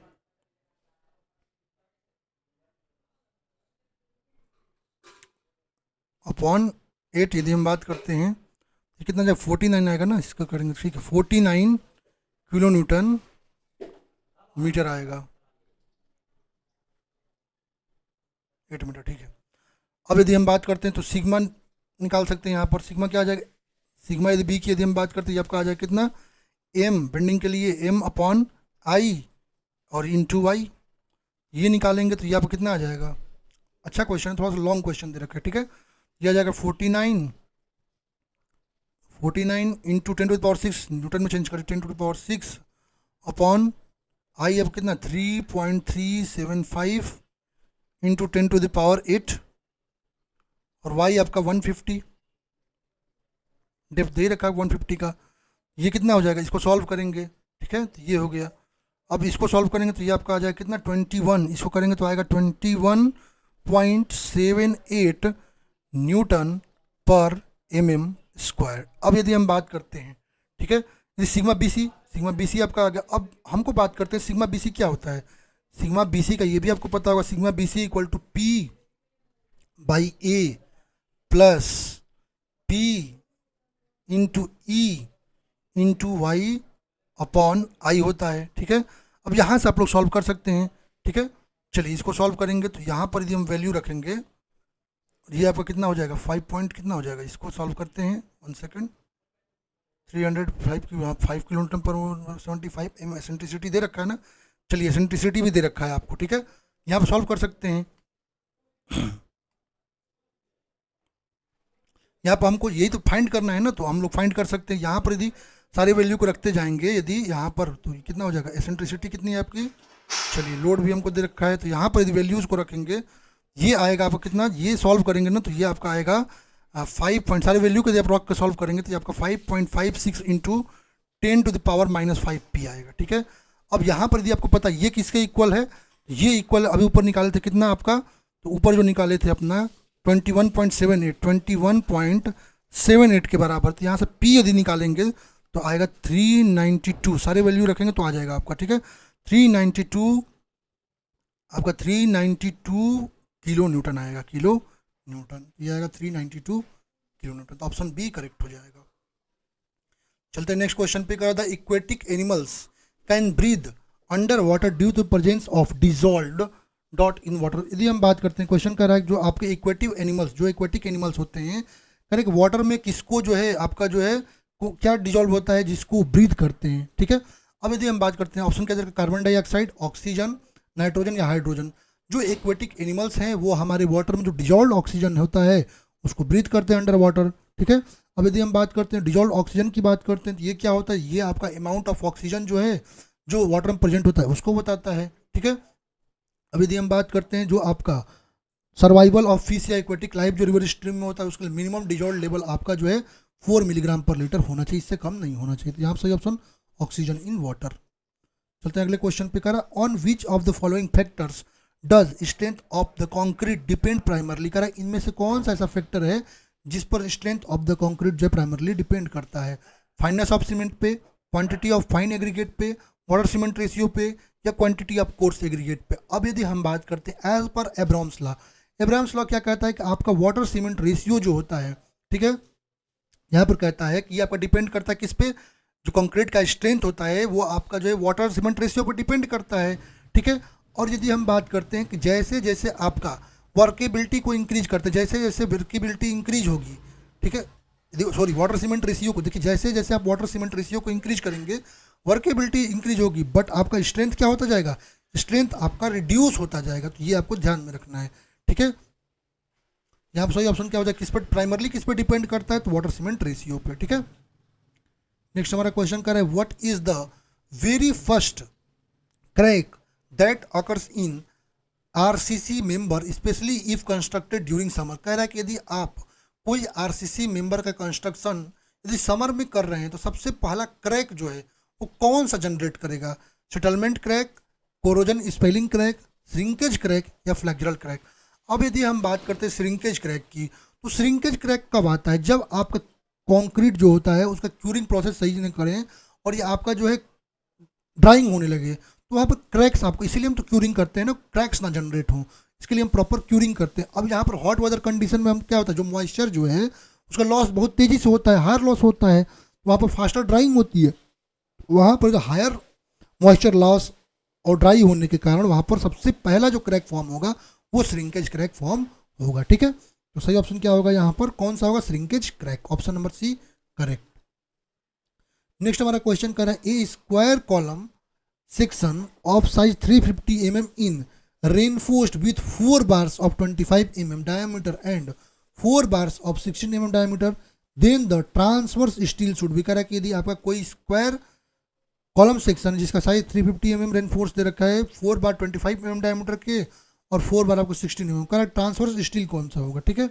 अब यदि हम बात करते हैं as per IS 456/2000 transverse reinforcement की यदि हम बात करते हैं, क्या होता है, diameter of transverse reinforcement 1/2 main 1/4 कितना दे रखा है आपका, 25 दे रखा है ना, आपका 25 दे रखा है 5 मेन, तो आपका 25 से करिए तो कितना आएगा, 6.25 आएगा, 6.25 और दूसरा 6 एम, दोनों में से जो होता है आपका जो मैक्सिमम होता है, ठीक है। यहाँ पर हम कितना लेंगे, यदि डायमीटर आपका 8 mm लेंगे, ठीक है।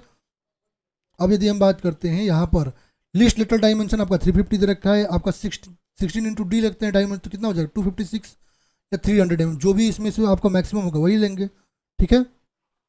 यहाँ पर जो है हम बात सॉरी मिनिमम जो होगा उसको लेंगे, तो मिनिमम लेंगे यदि यहाँ पर, तो कितना हो जाएगा, यहाँ पर यदि हम दोनों को देखते हैं तो आपका सही ऑप्शन क्या है, 8 mm डायमीटर, ये 6 होता है, ठीक है, 6 mm, ये गलत लिख दिया गया है, 6 mm नहीं होता, ये 8 mm होता है, ठीक है, 8 mm, तो क्या हो जाएगा आपका, ये हो जाएगा 8 mm diameter at the rate 250 mm per cc, centre to centre.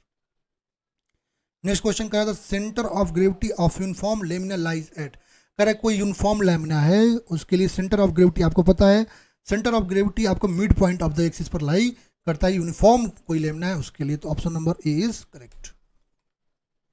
चलते हैं अपने नेक्स्ट क्वेश्चन पे, कह रहा है आपका a layer provided to prevent entry of unwanted moisture inside the building either by seepage और by leakage is known as, कह रहा है आपका कोई लेयर जो कि आपका अनवांटेड मॉइस्चर जो है उसके एंट्री को प्रिवेंट कर रहा है इनसाइड द बिल्डिंग आपका सीपेज के द्वारा या लीकेज द्वारा, उसको क्या कहते हैं, रूफ, सनसेट, डैम्प प्रूफ कोर्स या लिंटर। यदि डैम्प प्रूफ कोर्स की बात करते हैं, क्या होता है, ये एक ऐसा कोर्स होता है जो कि एक लेयर प्रोवाइड करता है जो कि अनवांटेड मॉइस्चर को आपके बिल्डिंग में जो है सीपेज या लीकेज के द्वारा एंटर करने से प्रिवेंट करता है। सही ऑप्शन क्या हो जाएगा आपका damp proof course, option number C is correct. Next हमारा क्वेश्चन करा at critical flow condition in a rectangular channel the value of Froude number is, कह रहा है आपका कोई क्रिटिकल फ्लो कंडीशन है रेक्टेंगुलर चैनल के लिए, तो वहाँ फ्रॉड नंबर कितना होगा, तो आप जानते हैं यदि आपका सब क्रिटिकल कंडीशन होता है तो फ्रॉड नंबर जो है आपका क्या होता है, तो लेस देन 1 होता है, क्रिटिकल कंडीशन में फ्रॉड नंबर इक्वल टू 1 होता है, और सुपर क्रिटिकल कंडीशन में फ्रॉड नंबर आपका ग्रेटर देन 1 होता है। तो यदि हमारा क्वेश्चन है उसमें फ्रॉड नंबर पूछ रहा है किसके लिए, तो आपका क्रिटिकल फ्लो कंडीशन के लिए तो इक्वल टू 1 होता है, इक्वल टू क्या होगा, यूनिटी कह सकते हैं 1, option number A is correct. Next हमारा क्वेश्चन कर विच of the following 4 box compound has the minimum percentage by volume in the hydration of cement, कह रहा है कि हाइड्रेशन ऑफ सीमेंट में जो बोक्स कंपाउंड बनते हैं, तो कह रहा है कि मैक्सिमम परसेंटेज आपका वॉल्यूम किस बोक्स कंपाउंड का होता है, फेलाइट C4AF का, सेलाइट C3A का, बेलाइट C2S का या एलाइट C3S का। तो यहाँ पर चलिए हम बोक्स कंपाउंड को देखते हैं, यदि हम ट्राई कैल्शियम सिलिकेट C3S को देखते हैं, इसका परसेंटेज 25 to 50% होता है, इसको हम एलाइट कहते हैं, और हीट ऑफ हाइड्रेशन आपका 50 जूल पर ग्राम होता है। ये आपका इसका फंक्शन की बात करते हैं तो ये 7 डे हार्डनेस और स्ट्रेंथ प्रोवाइड करता है। डाई कैल्शियम सिलिकेट C2S की बात करते हैं, इसका परसेंटेज 25 से लेकर 40%, इसको हम बेलाइट कहते हैं, ये आपका 260 जूल पर ग्राम जो है आपका हीट ऑफ हाइड्रेशन प्रोड्यूस करता है, और ये आपका अल्टीमेट स्ट्रेंथ प्रोवाइड करता है। ट्राई कैल्शियम एल्यूमिनेट की यदि हम बात करते हैं C3A की, तो इसका परसेंटेज 5 to 11% होता है, इसको हम सेलाइट कहते हैं, और हीट ऑफ हाइड्रेशन आपका 865 जूल पर ग्राम होता है, और ये आपका फ्लैश सेटिंग प्रोवाइड करता है। ऐसे ही यदि हम टेट्रा कैल्शियम एल्यूमिनोफेरेट की C4AF की बात करते हैं, तो ये आपका 8 to 14% होता है, जिसको हम फेलाइट कहते हैं, और इसका हीट ऑफ हाइड्रेशन आपका 420 जूल पर ग्राम होता है, और ये आपका पुअरेस्ट सीमेंटिंग वैल्यू देता है। ठीक है, यदि हम यहाँ पर बात करते हैं सबसे हायर क्वांटिटी किसका हुआ, एलाइट का हुआ, सबसे हायर क्वांटिटी एलाइट C3S का, तो option number D correct. Next हमारा क्वेश्चन कर रहा है field vane shear is appropriate field test for obtaining the shear strength of which of the following. जो फील्ड वेन शियर टेस्ट है वो appropriate होता है फील्ड टेस्ट में आपका शियर स्ट्रेंथ को फाइंड करने के लिए, इनमें से किसके, सैंड के लिए, ग्रेवल के लिए, क्ले के लिए या वेदर रॉक के लिए। द वेन शियर टेस्ट की बात करते हैं, ये आपका जो है undrained shear strength of soil, specially आपके जो सॉफ्ट क्लेज होते हैं उनके शियर स्ट्रेंथ को फाइंड करने के लिए यूज में लाया जाता है। ठीक है, ये आपका लेबोरेटरी में भी हो सकता है, ये आपका फील्ड में भी डायरेक्टली ग्राउंड पे हो सकता है। ठीक है, ये आपका जो है जो शियर रिजल्ट देता है वो आपका वेन शियर टेस्ट जो होता है ये एक्यूरेट रिजल्ट देता है लोअर शियर स्ट्रेंथ जिन सॉइल्स का होता है, ठीक है, जिनका लेस देन 0.3 किलोग्राम पर सेंटीमीटर स्क्वायर होता है। डायरेक्ट शियर टेस्ट या बॉक्स शियर टेस्ट की बात करते हैं, ये भी आपका जो है सॉइल के स्ट्रेंथ, शियर स्ट्रेंथ को डिटरमाइन करने के लिए यूज में लाते हैं, ये आपको कोहेजन लेस सॉइल के लिए यूज में लाया जाता है। यदि हम ट्राई एक्सियल टेस्ट की बात करते हैं तो ये आपका वाइडली आपका जो टेक्निकल लैबोरेटरी टेस्ट है, ठीक है, जो कि आपका सॉइल के मैकेनिकल प्रॉपर्टीज जो है उनके लिए यूज में लाया जाता है, ठीक है। ये आपके जो है सभी टाइप के जो सॉइल है उनके लिए आपका यूज में लाया जाता है। अनकम्फाइंड कॉम्प्रेसिव स्ट्रेंथ टेस्ट की बात करते हैं, ये अनकम्फाइंड कॉम्प्रेसिव स्ट्रेंथ आपका सेचुरेटेड कोहेसिव सॉइल के लिए देता है, ठीक है। यदि हम बात करते हैं यहाँ पर क्या रहा है कि आपका जो वेन शियर टेस्ट है फील्ड में वो किस सॉइल के लिए आपका शियर स्ट्रेंथ देता है, तो ये आपका देता है क्ले के लिए, तो option number C is correct. Next हमारा क्वेश्चन कर रहा है what is the minimum number of longitudinal bars provided in a reinforced concrete column of circular cross section. कह रहा है कि आपका कोई रेनफोर्स्ड कॉन्क्रीट कॉलम है जिसका क्रॉस सेक्शन सर्कुलर है, कह रहा है कि मिनिमम नंबर ऑफ लॉन्गिट्यूडनल बार कितना प्रोवाइड करेंगे, ठीक है। यदि एज पर IS 456/2000 देखते हैं, ठीक है, तो minimum number of longitudinal bars के हम देखते हैं तो आपका यदि हम हमारे पास रेक्टेंगुलर कॉलम है तो 4 प्रोवाइड करेंगे, सर्कुलर कॉलम है तो 6 प्रोवाइड करेंगे, तो ये आपको ध्यान में रखना है। तो हमारा क्वेश्चन किसके लिए है, तो हमारा आपका कॉलम जो है आपका सर्कुलर है, इसका मतलब वहाँ पर 6 प्रोवाइड करेंगे, ऑप्शन नंबर बी करेक्ट हो जाएगा। नेक्स्ट हमारा क्वेश्चन कह रहा है कि if the hard rock strata is very great depth then the feasible economic pile type is. कह रहा है कि यदि आपका हार्ड रॉक स्ट्रेटा है बहुत ज़्यादा डेप्थ पर है, कौन सा इकोनॉमिकली आपका पाइल जो फेजिएबल होगा, under rimmed pile, and bearing pile, friction pile या बैटर पाइल। यदि हम फ्रिक्शन पाइल्स की बात करते हैं तो इसका यूज तब करते हैं जब आपका जो हार्ड स्ट्रेटा होता है वो बहुत ही डीप होता है, ठीक है, वहाँ पर जो है आपका एंड बियरिंग पाइल्स का यूज करना जो है अनफेजिएबल होता है और इकोनॉमिकल नहीं होता है, तो वहाँ पर हम फ्रिक्शन पाइल का यूज करते हैं, ठीक है। यहाँ पर सही ऑप्शन क्या हो जाएगा, friction pile, option number C is correct. चलते हैं अगले क्वेश्चन पे। कह रहा है Muller's Breslau principle can be applied to, कह रहा है कि म्यूलर ब्रेसलाउ प्रिंसिपल होता है वो किसके लिए अप्लाइड कर सकते हैं, टू ड्रा द फायरेटिक line diagram to statically determinate and indeterminate structure, फायरेटिक लाइन के लिए नहीं, to draw the influence line diagram to statically indeterminate structure only. कह रहा है जो स्टेटिकली इनडिटर्मिनेट स्ट्रक्चर होते हैं उनके लिए केवल इन्फ्लुएंस लाइन डायग्राम करने के लिए, to draw the influence line diagram to statically determinate and indeterminate structure. कह रहा है जो आपका स्टेटिकली डिटर्मिनेट और इनडिटर्मिनेट स्ट्रक्चर होते हैं उसका ILD ड्रॉ करने के लिए यूज में लाते हैं। कह to draw the influence line diagram to statically determinate structure only, केवल स्टेटिकली डिटर्मिनेट के लिए। अब यदि मैं बात करता हूँ म्यूलर ब्रेसलाउ प्रिंसिपल की, तो म्यूलर ब्रेसलाउ प्रिंसिपल जो है आपका चाहे आपका डिटर्मिनेट स्ट्रक्चर हो या इनडिटर्मिनेट स्ट्रक्चर हो, दोनों के ILD ड्रॉ करने के लिए यूज में लाया जाता है, ठीक है। यहाँ पर सही ऑप्शन क्या हो जाएगा आपका, सही ऑप्शन नंबर सी हो जाएगा, बाकी आप लोग चीज़ें पढ़ सकते हैं, ठीक है।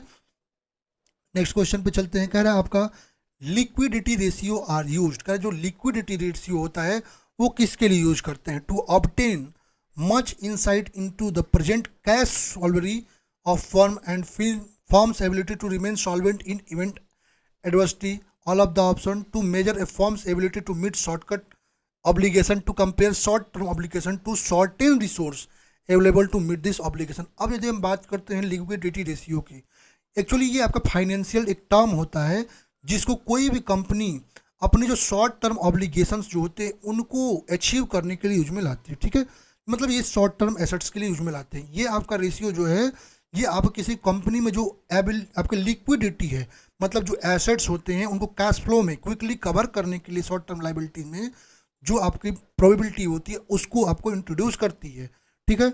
ये आपको जो शॉर्ट टर्म एप्लीकेशन देती है, तो इसका मतलब सभी ऑप्शन क्या है यहाँ पर करेक्ट है, तो option number B is correct, ठीक है। यहाँ पर कुछ और प्रकार के लिक्विडिटी रेशियोज होते हैं जिसमें आपका करंट रेशियो या वर्किंग कैपिटल रेशियो होता है, क्विक रेशियो जिसको हम एसिड टेस्ट रेशियो नाम से जानते हैं, कैश रेशियो होता है आपका, नेट वर्किंग कैपिटल रेशियो, ये सारे क्या है आपके लिक्विडिटी रेशियो हैं। चलते हैं अगले क्वेश्चन पे। कह रहा है the double lacing shall be design to resist transverse shear equal to, कह रहा है आपका जो डबल लेसिंग है उसको डिजाइन करते हैं आपका ट्रांसवर्स शियर जो है रेसिस्ट करने के लिए, जो होता है VT जो ट्रांसवर्स शियर इक्वल टू क्या होता है आपका 2.5% ऑफ जो होता है एक्सियल फोर्स होता है, 2.5% ऑफ एक्सियल फोर्स होता है, तो सही ऑप्शन क्या हो जाएगा, ऑप्शन नंबर सी। चलते हैं अगले क्वेश्चन पे। The combined name for the two test elongation index and flakiness index is, कह रहा है आपका जो दो टेस्ट हैं आपके इलोंगेशन इंडेक्स और फ्लैकनेस इंडेक्स, इनको कंबाइंड नेम जो दिया गया है क्या दिया गया है, stability test strength test, shape test या सरफेस टेस्ट। अब यदि हम बात करते हैं चाहे आपका इलोंगेशन इंडेक्स है या फ्लैकनेस इंडेक्स है, कंबाइंड रूप से ये दोनों आपके जो है शेप टेस्ट के लिए यूज में लाए जाते हैं। ये आपके एग्रीगेट्स जो होते हैं उनके शेप को बताते हैं, उनको डिटरमाइन करते हैं। फ्लैकनेस इंडेक्स की बात करते हैं तो IS कोड क्या है, तो इसका 2386 पार्ट 1 1963 में दे रखा है। ठीक है, फ्लैकनेस इंडेक्स ऑफ एग्रीगेट जो है ये आपका परसेंटेज होता है बाय वेट ऑफ पार्टिकल्स। ठीक है, जहाँ पर आपका लीस्ट डायमेंशन होता है वो लेस देन 0.60 टाइम्स ऑफ मिन डायमेंशन होता है। ये आपका थिकनेस गेज के द्वारा मेजर किया जाता है। इलोंगेशन इंडेक्स की बात करते हैं तो इसका IS कोड कौन सा है, तो आपका IS 2386 पार्ट 1 1963। ठीक है, और ये आपका इलोंगेशन इंडेक्स आपका एग्रीगेट बताता है कि इसमें percentage by weight of particle, जिसका जो है ग्रेटेस्ट डायमेंशन जो आपका मोर देन 1.80 टाइम ऑफ मिन डायमेंशन होता है, और इसका जो लेंथ होता है उसको हम आपका लेंथ गेज से इसको मेजर करते हैं। तो ये दोनों कंबाइंड रूप से शेप टेस्ट होता है। ऑप्शन नंबर सी करेक्ट हो जाएगा। नेक्स्ट हमारा क्वेश्चन कर रहा है a scissors cross over consist of 1 diamond and a 4 turns out. अच्छा, एंड जो सीजर क्रॉस ओवर होता है वो किसका बना होता है, एक डायमंड और 4 टर्न आउट्स का, 3 टर्न आउट्स का, 2 टर्न आउट्स का या 1 टर्न आउट्स का। यदि हम सीजर क्रॉस ओवर या डबल क्रॉस ओवर की बात करते हैं, ये अब क्या होता है, ये जो ट्रेन्स होती हैं, ठीक है, ये ट्रेन्स होती हैं, उनके ट्रैक को चेंज करने के लिए आइदर डायरेक्शन में along the main track use में लाया जाता है। ये आपका 4 पेयर ऑफ पॉइंट होते हैं, 6 एक्यूट आपके एंगल क्रॉसिंग होते हैं, 2 इसमें आपके ऑब्ट्यूज एंगल क्रॉसिंग होते हैं, चेक रेल्स और स्ट्रेट लेंथ होते हैं। ये आपका जो है 2 जो सेपरेट क्रॉस ओवर होते हैं उसके लिए अवेलेबल नहीं होता है। तो यदि हम बात करते हैं टर्न टेबल की, यदि हम बात करते हैं ये आपका किसका बना होता है, तो ये आपका बना होता है आपका 1 डायमंड और 4 टर्न आउट्स का। तो ऑप्शन नंबर ए करेक्ट हो जाएगा। 4 टर्न आउट्स इसमें होते हैं। ठीक है, आप लोग एक डायमंड यहाँ पर दिख रहा है, एक डायमंड है और 4 टर्न आउट्स आपको दिख रहे हैं। चलते हैं नेक्स्ट क्वेश्चन पे। The working stress method is also known as, आपका वर्किंग स्ट्रेस मेथड जो है इलास्टिक थ्योरी पे बेस्ड होता है, तो इसका मतलब वर्किंग स्ट्रेस थ्योरी को हम आपका जो है इलास्टिक मेथड भी कहेंगे। तो ऑप्शन नंबर बी यहाँ पर करेक्ट हो जाएगा। ठीक है, और आपका जो है लिमिट स्टेट मेथड ये प्रोबेबिलिस्टिक अप्रोच पे काम करता है। नेक्स्ट क्वेश्चन करा आपका HDF बोर्ड मीन्स करा, HDF बोर्ड का मतलब क्या होता है, harden dry fibre board, high density fibre board, high density flat board या आपका हार्डन आपका डेंस फाइबर बोर्ड। अब यदि हम बात करते हैं आपका यदि हम HDF की बात करते हैं, ये आपका हाई डेंसिटी फाइबर बोर्ड को बताता है। इसकी मैन्युफैक्चरिंग की यदि हम बात करते हैं तो जो वुड चिप्स हैं, वुड वेस्ट हैं, उनके द्वारा इसकी मैन्युफैक्चरिंग की जाती है। इसकी डेंसिटी की यदि हम बात करते हैं, ये आपका 800 किलोग्राम पर मीटर क्यूब होता है। ये आपको जो मॉइस्चर रेसिस्टेंस है वो प्रोवाइड करता है। ये आपको फ्लोरिंग जो होती है उसको लैमिनेट करने के लिए यूज में लाया जाता है। ठीक है, इसका use high traffic cinemas, hotels वगैरह में करते हैं। ठीक है, तो HDF का फुल फॉर्म क्या हो गया आपका, ये हो गया हाई डेंसिटी फाइबर बोर्ड। तो option number B is correct. Next हमारा क्वेश्चन कर रहा है which device is use to measure the force acting on a object. Correct, इनमें से कौन सा ऐसा डिवाइस है जो किसी ऑब्जेक्ट पर लगने वाले फोर्स को मेजर करता है, मैनोमीटर, थर्मोमीटर, बैरोमीटर या स्प्रिंग बैलेंस। आपको पता है जो स्प्रिंग बैलेंस की यदि हम बात करें, ये रहा स्प्रिंग बैलेंस। ठीक है, स्प्रिंग बैलेंस के द्वारा क्या करते हैं, आप देखिएगा जब गाँव में जाते हैं तो आपका कई जगह जो धान वगैरह की जब कुटाई आपकी होती है तो वहाँ पर इसी के द्वारा स्प्रिंग बैलेंस के द्वारा उसको तौलते हैं, आप लोग देखे होंगे। ठीक है, ये स्प्रिंग बैलेंस की यदि हम बात करते हैं ये आपका वेइंग स्केल होता है। तो कौन होगा आपका स्प्रिंग बैलेंस। ठीक है, नेक्स्ट हमारा क्वेश्चन करा the command which is use to make a regional geometry in AutoCAD. इसका ऑटोकैड में रीजनल ज्योमेट्री के लिए कौन सा आपका कमांड यूज करते हैं, REG कमांड यूज करते हैं, एरे कमांड यूज करते हैं, CO कमांड या ट्रिम कमांड। अब यदि हम रीज कमांड की यदि हम बात करते हैं ये आपका रीजनल ज्योमेट्री के लिए यूज करते हैं। एरे कमांड की बात करते हैं तो ये आपका रोज कॉलम्स वगैरह के लिए कॉपी को सेलेक्ट करने के लिए ऑब्जेक्ट के लिए यूज करते हैं। CO की यदि हम बात करते हैं तो ये आपका ऑब्जेक्ट को जो है स्पेसिफिक डिस्टेंस पर आपके स्पेसिफिक डायरेक्शन में कॉपी करता है। ट्रिम की यदि हम बात करते हैं ये ऑब्जेक्ट को फिनिशिंग या ट्रिमिंग के लिए इस कमांड को यूज करते हैं। तो हमारा यदि हम बात करते हैं तो करा कि आपका जो है कौन सा रीजनल ज्योमेट्री के लिए, तो REG कमांड यूज करेंगे। तो ऑप्शन नंबर ए करेक्ट हो जाएगा। नेक्स्ट हमारा क्वेश्चन क्या कह रहा है आपका tendons are steel enforcement mandatorily required for. Correct, tendons जो स्टील एनफोर्समेंट होता है वो किसके लिए आपका जो है रिक्वायर्ड होते हैं, प्रीकास्ट कंक्रीट एलिमेंट के लिए, प्री फैब्रिकेटेड कंक्रीट एलिमेंट के लिए, प्री स्ट्रेस कंक्रीट एलिमेंट्स के लिए या आपका प्री स्ट्रेस्ड स्टील एलिमेंट्स के लिए। अब यदि हम टेंडेंस की बात करते हैं, टेंडेंस क्या होते हैं, ये आपके high tensile strength steel wire होते हैं, जिसका यूज हम प्री स्ट्रेस कंक्रीट में स्ट्रक्चरल मेंबर जैसे बीम कॉलम वगैरह को बनाने में करते हैं। ये आपके जो टेंडेंस होते हैं, ठीक है, ये आपके टेंसाइल स्ट्रेंथ जो होता है उसमें कंक्रीट में जो है इंट्रोड्यूस करते हैं। ठीक है, ये आपका सिंगल वायर भी हो सकते हैं या ग्रुप ऑफ वायर भी हो सकते हैं। ठीक है, अब यदि हम बात करते हैं यहाँ पर, तो ये आपका प्री स्ट्रेस कंक्रीट एलिमेंट्स, तो ऑप्शन नंबर सी करेक्ट हो जाएगा। ठीक है, नेक्स्ट हमारा क्वेश्चन कह रहा है which of the following can not be done with the help of theodolite in surveying. कह रहा है कि थ्रोडलाइट के द्वारा सर्वेइंग में इनमें से क्या नहीं कर सकते। सेटिंग आउट ऑफ कर्व, बिल्कुल। थ्रोडलाइट के द्वारा हम कर्व को सेट आउट कर सकते हैं, बिल्कुल। Determining the area of ground, नहीं, ग्राउंड के एरिया को हम थ्रोडलाइट के द्वारा डिटरमाइन नहीं कर सकते हैं। स्टेब्लिशिंग ग्रेड्स, बिल्कुल, ग्रेड का स्टेबलाइजेशन कर सकते हैं, बिल्कुल सही बात है। Determining the difference in elevation, तो आप एलिवेशन के डिफरेंस को ज्ञात कर सकते हैं इसके द्वारा। थ्रोडलाइट एक ऐसा इंस्ट्रूमेंट है जिसके द्वारा हम हॉरिजॉन्टल वर्टिकल आपके जो मेजरमेंट है ले सकते हैं। ठीक है, यहाँ पर सही ऑप्शन क्या हो जाए, कौन सा नहीं कर सकते हैं, तो आप अपने ग्राउंड का एरिया डिटरमाइन नहीं कर सकते हैं, तो ऑप्शन बी करेक्ट हो जाएगा।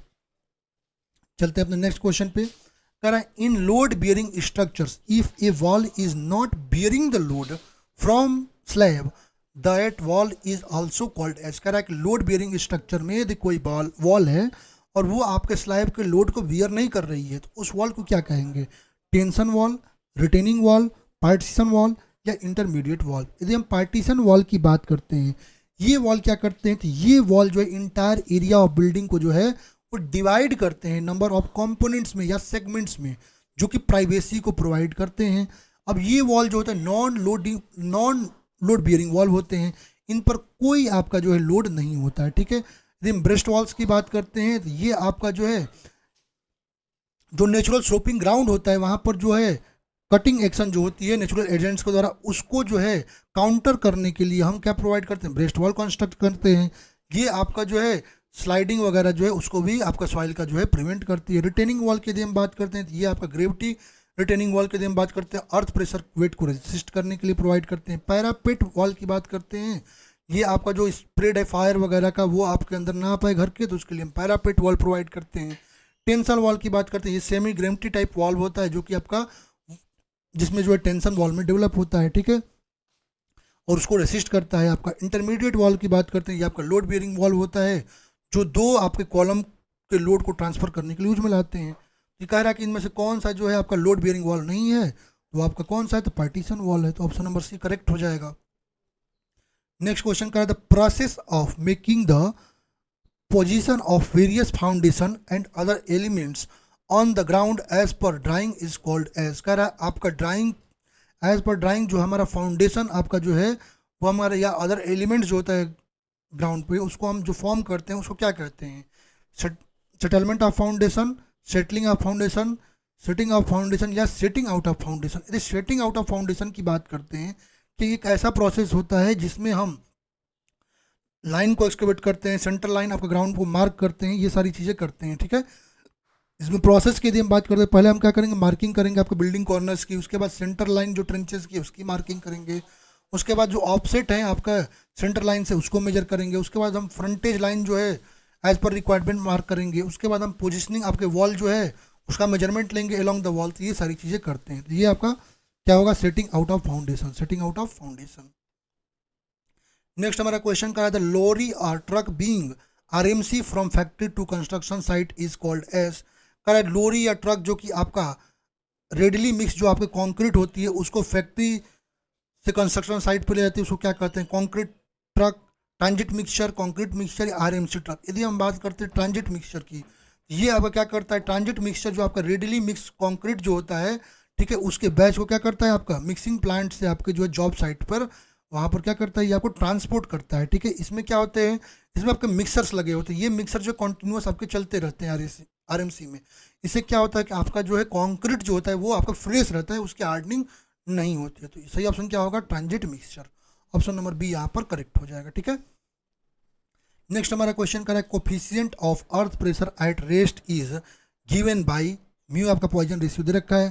तो कोफिशिएंट ऑफ अर्थ प्रेशर की यदि हम बात करते हैं तो के क्या होता है 1 minus sine 5 upon 1 plus sine 5 equal to 10 square 45 minus 5/2। Coefficient of passive earth pressure की यदि हम बात करते हैं K P equal to 1 minus 1 plus sine 5 upon 1 minus sine 5 और आपका 10 स्क्वायर 45 प्लस 5/2 होता है। Coefficient of earth pressure at rest की बात करते हैं, क्या इक्वल टू क्या आता है आपका म्यू अपन 1 माइनस म्यू, तो क्या आ जाएगा आपका coefficient of earth pressure at rest, तो ये हो जाएगा आपका म्यू अपन 1 माइनस म्यू, तो ऑप्शन नंबर डी करेक्ट हो जाएगा। ठीक है, म्यू क्या है, पॉइजन रेशियो। नेक्स्ट क्वेश्चन कर आपका anthrax is caused by a type of, का एंथ्रॉक्स जो है ये आपका किसके द्वारा कॉज होता है। एंथ्रॉक्स के यदि हम बात करते हैं, ये आपका जो है जो बैक्टीरियम बैसिलस आपका एंथ्रेसिक होता है, ये आपका एक प्रकार का बैक्टीरिया होता है, उसके द्वारा कॉज होता है, तो ऑप्शन नंबर सी करेक्ट हो जाएगा। नेक्स्ट क्वेश्चन हमारा कह रहा है the specific gravity of commonly available ordinary Portland cement, तो commonly available ordinary Portland cement के जो स्पेसिफिक ग्रेविटी आती है वो 3.15, ये तो आपको याद ही होना चाहिए, ऑप्शन नंबर बी करेक्ट हो जाएगा। नेक्स्ट क्वेश्चन करा आपका drawing pencil are graded according to increase in relative hardness, diameter, sharpness या स्ट्रेंथ, आपको ऊपर अभी बताया। यदि हम बात करते हैं आपका ड्राइंग पेंसिल जो होता है उसकी ग्रेडिंग जो होता है अकॉर्डिंग टू हार्डनेस करते हैं। ठीक है, ऑप्शन नंबर ए। हार्डेस्ट पेंसिल की यदि हम बात करते हैं 9H, सॉफ्टेस्ट पेंसिल 7B, तो ये सारी चीज़ें आपको कंस्ट्रक्शन लाइन के लिए हम 2H या 3H को यूज करते हैं, लेटरिंग या ऑब्जेक्ट लाइन के लिए हम H पेंसिल का यूज करते हैं। ठीक है, नेक्स्ट हमारा क्वेश्चन कर रहा है 1 cubic metre of mild steel weights about, करा है कि 1 क्यूबिक मीटर माइल्ड स्टील जो होता है उसका वेट कितना होता है, 3625 किलोग्राम, 12,560 किलोग्राम, 7,850 किलोग्राम या 1000 किलोग्राम। यहाँ पर कुछ प्रॉपर्टीज़ हैं आपके स्ट्रक्चरल स्टील जो है उसके लिए दे रखी हैं। जैसे यदि यूनिट मास की यदि हम बात करते हैं स्टील का, तो 7,850 किलोग्राम पर मीटर क्यूब होता है। मॉडुलस ऑफ इलास्टिसिटी की यदि हम बात करते हैं 2.1 × 10⁵ न्यूटन पर mm स्क्वायर या 200 किलो न्यूटन पर mm स्क्वायर होता है, MPM ये आपका। यदि हम बात करते हैं आपका पॉइजन रेशियो की यदि हम बात करते हैं म्यू आपका 0.3 होता है। मॉडुलस ऑफ रिजिडिटी की यदि हम बात करते हैं जी आपका 0.769 × 10⁵ न्यूटन पर mm स्क्वायर होता है। और कोफिशिएंट ऑफ थर्मल एक्सपांसन की यदि हम बात करते हैं ये आपका 12 × 10⁻⁻6 पर डिग्री सेल्सियस होता है। यदि 1 क्यूबिक मीटर माइल्ड स्टील की वेट की बात करते हैं कितना होता है 7,850 kg।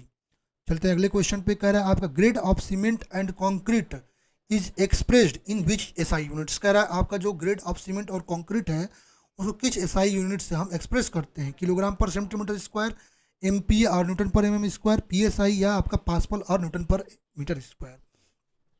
अब यदि हम बात करते हैं एज पर IS 456, तो हमारा जो कंक्रीट मिक्सेज होते हैं उसको हम ग्रेड्स के द्वारा दिखाते हैं, जैसे M10, M15, M20, M25, M30, M35। ठीक है, एम की यदि हम बात करते हैं, एम क्या बताता है, एम आपको मिक्स को बताता है, किसको, मिक्स को बताता है। और आपका जो ये नंबर होता है ना, ये आपका 28 डेज में जो क्यूब स्ट्रेंथ होता है उसको बताता है। ठीक है, और इसको हम मेजर करते हैं किस में, इसको हम मेजर करते हैं MPa और न्यूटन पर mm स्क्वायर में। M10 के लिए प्रोपोर्शन 1:3:6, M15 के लिए 1:2:4, M20 के लिए 1:1.5:3 और M25 के लिए 1:1:2। तो ये आपको ध्यान में रखनी है। ठीक है, इसके द्वारा MPa और न्यूटन पर mm स्क्वायर में सारी चीज़ें मैं आपको बिल्कुल डिटेल्ड में एक एक चीज़ आपको बता रहा हूँ। आप लोग केवल फोकस कीजिएगा लेक्चर पे, बाकी ये तो PDF का प्रिंट आउट निकाल ही सकते हैं, उसके बाद तो हम बुक से ही पूरा कराएंगे, तो वहाँ पर आपको इतनी प्रैक्टिस हो जाएगी, पूरा आपका टेक्निकल कवर हो जाएगा। ठीक है, चलते हैं अगले क्वेश्चन पे, कह रहा था process of separation of coarse aggregate from concrete during transportation is called, कह रहा है आपका जो है ट्रांसपोर्टेशन की ड्यूरेशन में जो कॉन्क्रीट एग्रीगेट जो होता है उसका यदि सेपरेशन हो जाता है उसको हम क्या कहते हैं, उसको हम स्क्रीपिंग कहते हैं, ब्लेडिंग कहते हैं, सेग्रीगेशन कहते हैं या वर्केबिलिटी कहते हैं। यदि हम सेग्रीगेशन की बात करते हैं, सेग्रीगेशन क्या होता है, सेग्रीगेशन एक ऐसा प्रोसेस होता है जिसमें जो कॉन्स्टिट्यूएंट्स होते हैं आपके कंक्रीट के, वो क्या होते हैं, सेपरेट आउट हो जाते हैं, कंक्रीट से क्या होते हैं, सेपरेट आउट हो जाते हैं, जिसके कारण जो आपका honeycomb structure, porous layer of concrete आपका बन सकता है। ठीक है, यहाँ पर यदि हम बात करते हैं आपका सेग्रीगेशन होता है। ठीक है, जहाँ पर आपका वाटर कंटेंट ज़्यादा होता है वहाँ पर सेग्रीगेशन की चांसेस ज़्यादा होती हैं। यहाँ सही ऑप्शन क्या होगा, सेग्रीगेशन।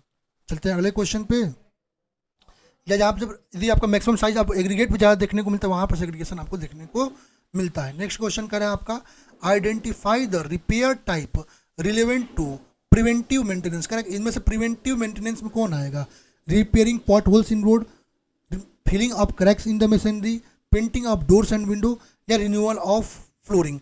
अब यदि हम प्रिवेंटिव में बात करते हैं, प्रिवेंटिव मेंटेनेंस में यहाँ पर क्वेश्चन में थोड़ी सी प्रॉब्लम है, पेंटिंग ऑफ डोर विंडो भी प्रिवेंटिव में आता है और जो मशीनरी आपका जो उसमें कोई क्रैक वगैरह हो गया उसको फील करना, ये दोनों प्रिवेंटिव में आएगा। दोनों क्या आएगा? प्रिवेंटिव में आएगा। यदि आपके रोड में कोई होल्स हो गया तो ये आपका करेक्टिव में आएगा। किस में आएगा? ये आपका करेक्टिव मेंटेनेंस में आएगा। किसमें? करेक्टिव मेंटेनेंस में आएगा। ठीक है। रिन्यूअल ऑफ फ्लोरिंग के यदि हम बात करते हैं तो ये भी आपका करेक्टिंग में आएगा। ठीक है। ये आपका प्लांट मेंटेनेंस से करेक्टिंग में, यहाँ पर दो चीज़ें यहाँ पर हैं आपका जो है, जो कि आपका प्रिवेंटिव में आएगा। लेकिन ऑप्शन जो है आयोग ने आपको जो रेलिवेंट दे रखा है वो आपका दे रखा है आपका painting of doors and window.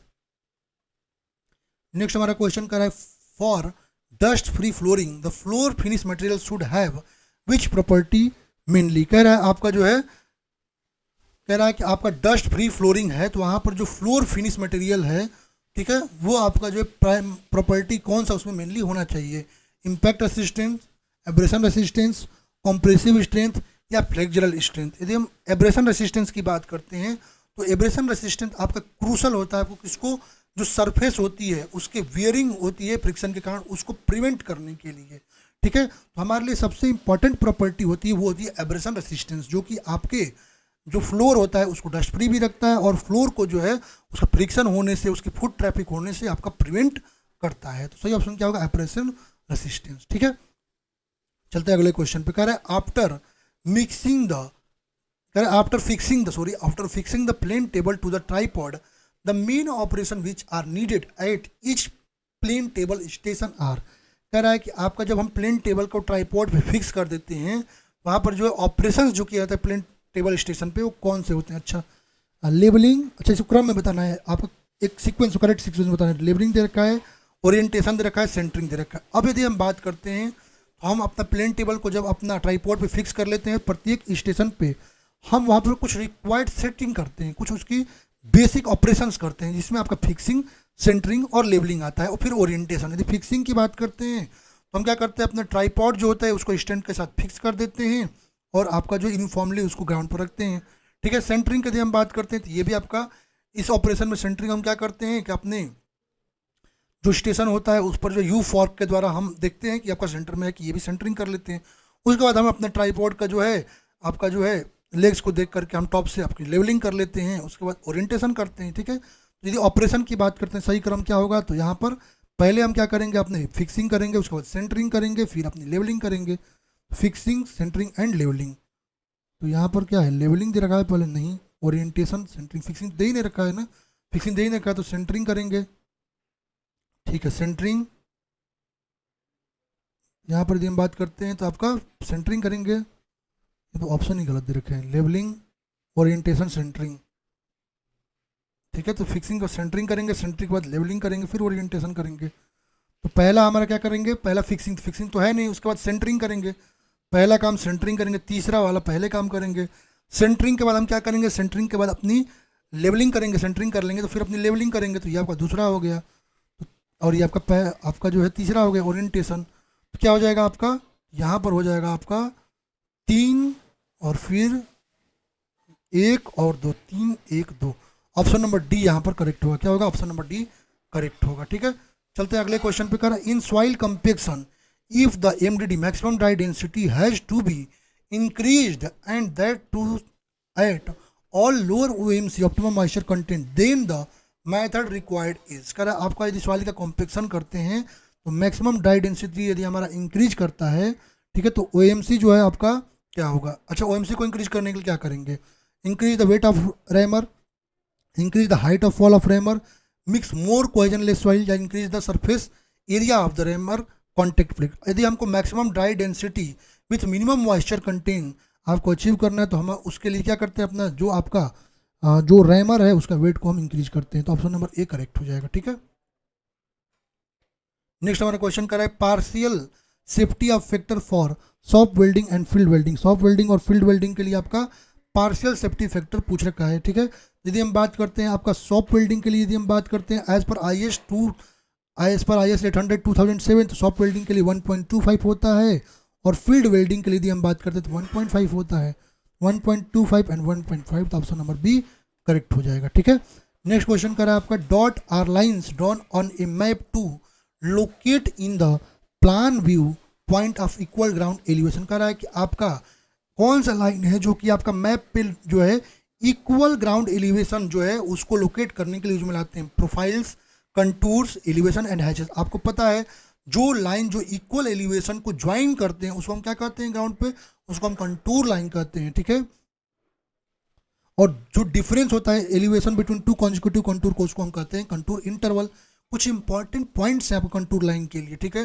Contour line आपको कभी भी एक दूसरे को क्रॉस नहीं करते हैं या ज्वाइन नहीं करते हैं एक लोकेशन पे वर्टिकल क्लिप और ओवर हैंगिंग केस जो है इनको छोड़ करके, ठीक है। यदि हम बात करते हैं ऑल कंटूर्स जो होते हैं ये आपके जो है अर्थ सरफेस पर हमेशा क्लोज कंटूर्स होते हैं, ठीक है। यदि स्मॉल स्पेसिंग है तो ये आपका स्टीप स्लोप को बताएगा और लार्ज स्पेसिंग है तो ये आपको जेंटल स्लोप को बताएगा, ठीक है। यदि कंटूर्स लाइन्स आपके जो है ये आपके स्मॉल मैप है तो स्मॉल एरिया आपको होगा इंडिकेट करेगा आपको पाउंड हील वगैरह को, ठीक है।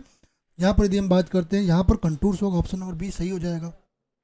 चलते हैं अगले क्वेश्चन पे। कह रहा है ए डिवाइड वॉल इज प्रोवाइडेड। कह रहा है डिवाइड वॉल जो होता है उसको किस लिए प्रोवाइड करते हैं, ठीक है। डिवाइड वॉल की यदि हम बात करते हैं ये आपका एज लाइक एज पियर वगैरह जो होती है उसके जैसा होता है, इसको हम प्रोवाइड करते हैं आपका स्लूस वगैरह जो रिवर स्लूस वगैरह जो है आपको प्रोवाइड करने के लिए। आपका क्या करता है जो टर्बुलेंट होता है फ्लूइड वाटर्स का कैनाल में जाने से उसको रोक देता है, ठीक है।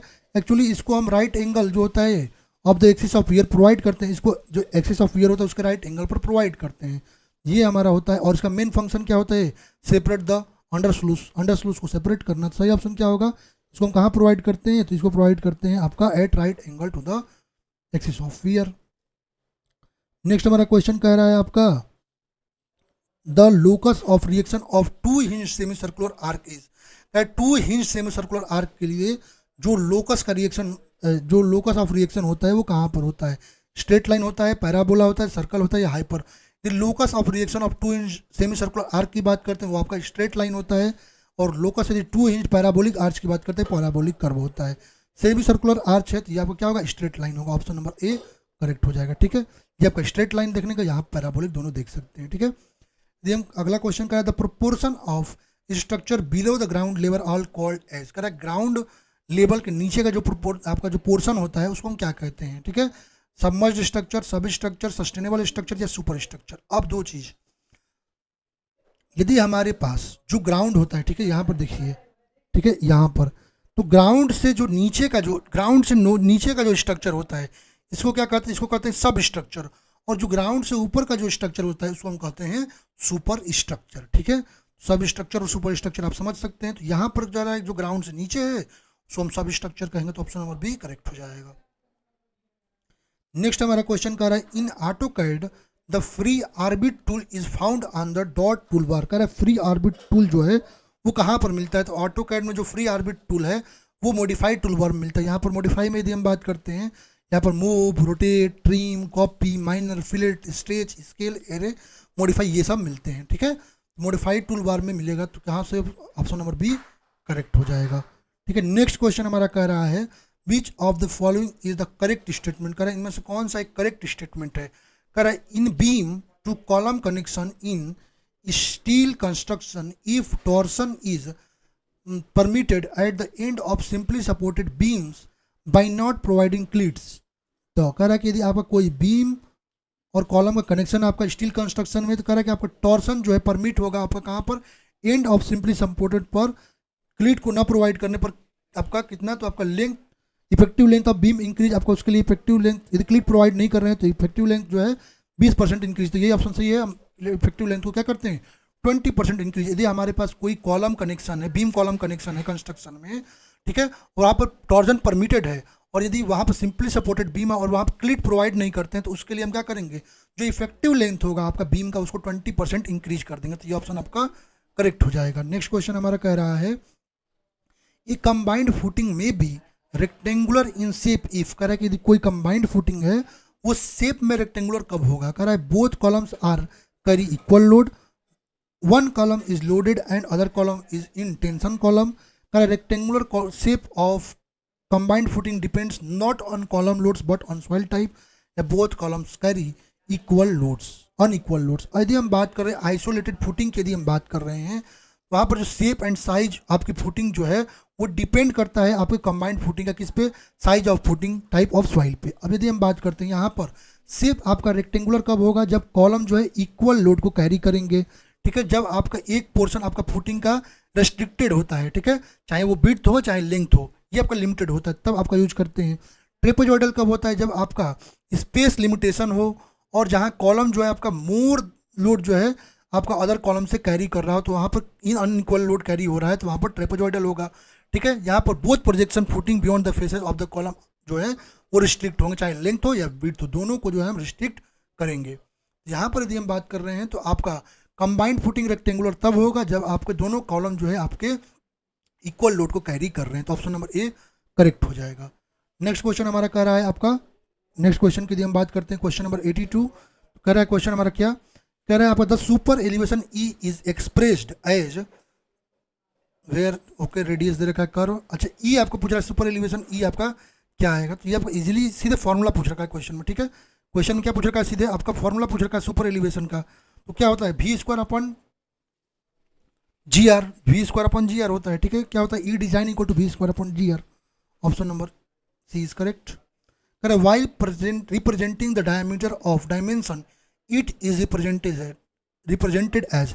अब हमको कोई डायमीटर डायमेंशन का दिखाना है, जो किससे रिप्रेजेंट करते हैं आपको पता है, जो फाई होता है ये आपको डायमीटर बताता है।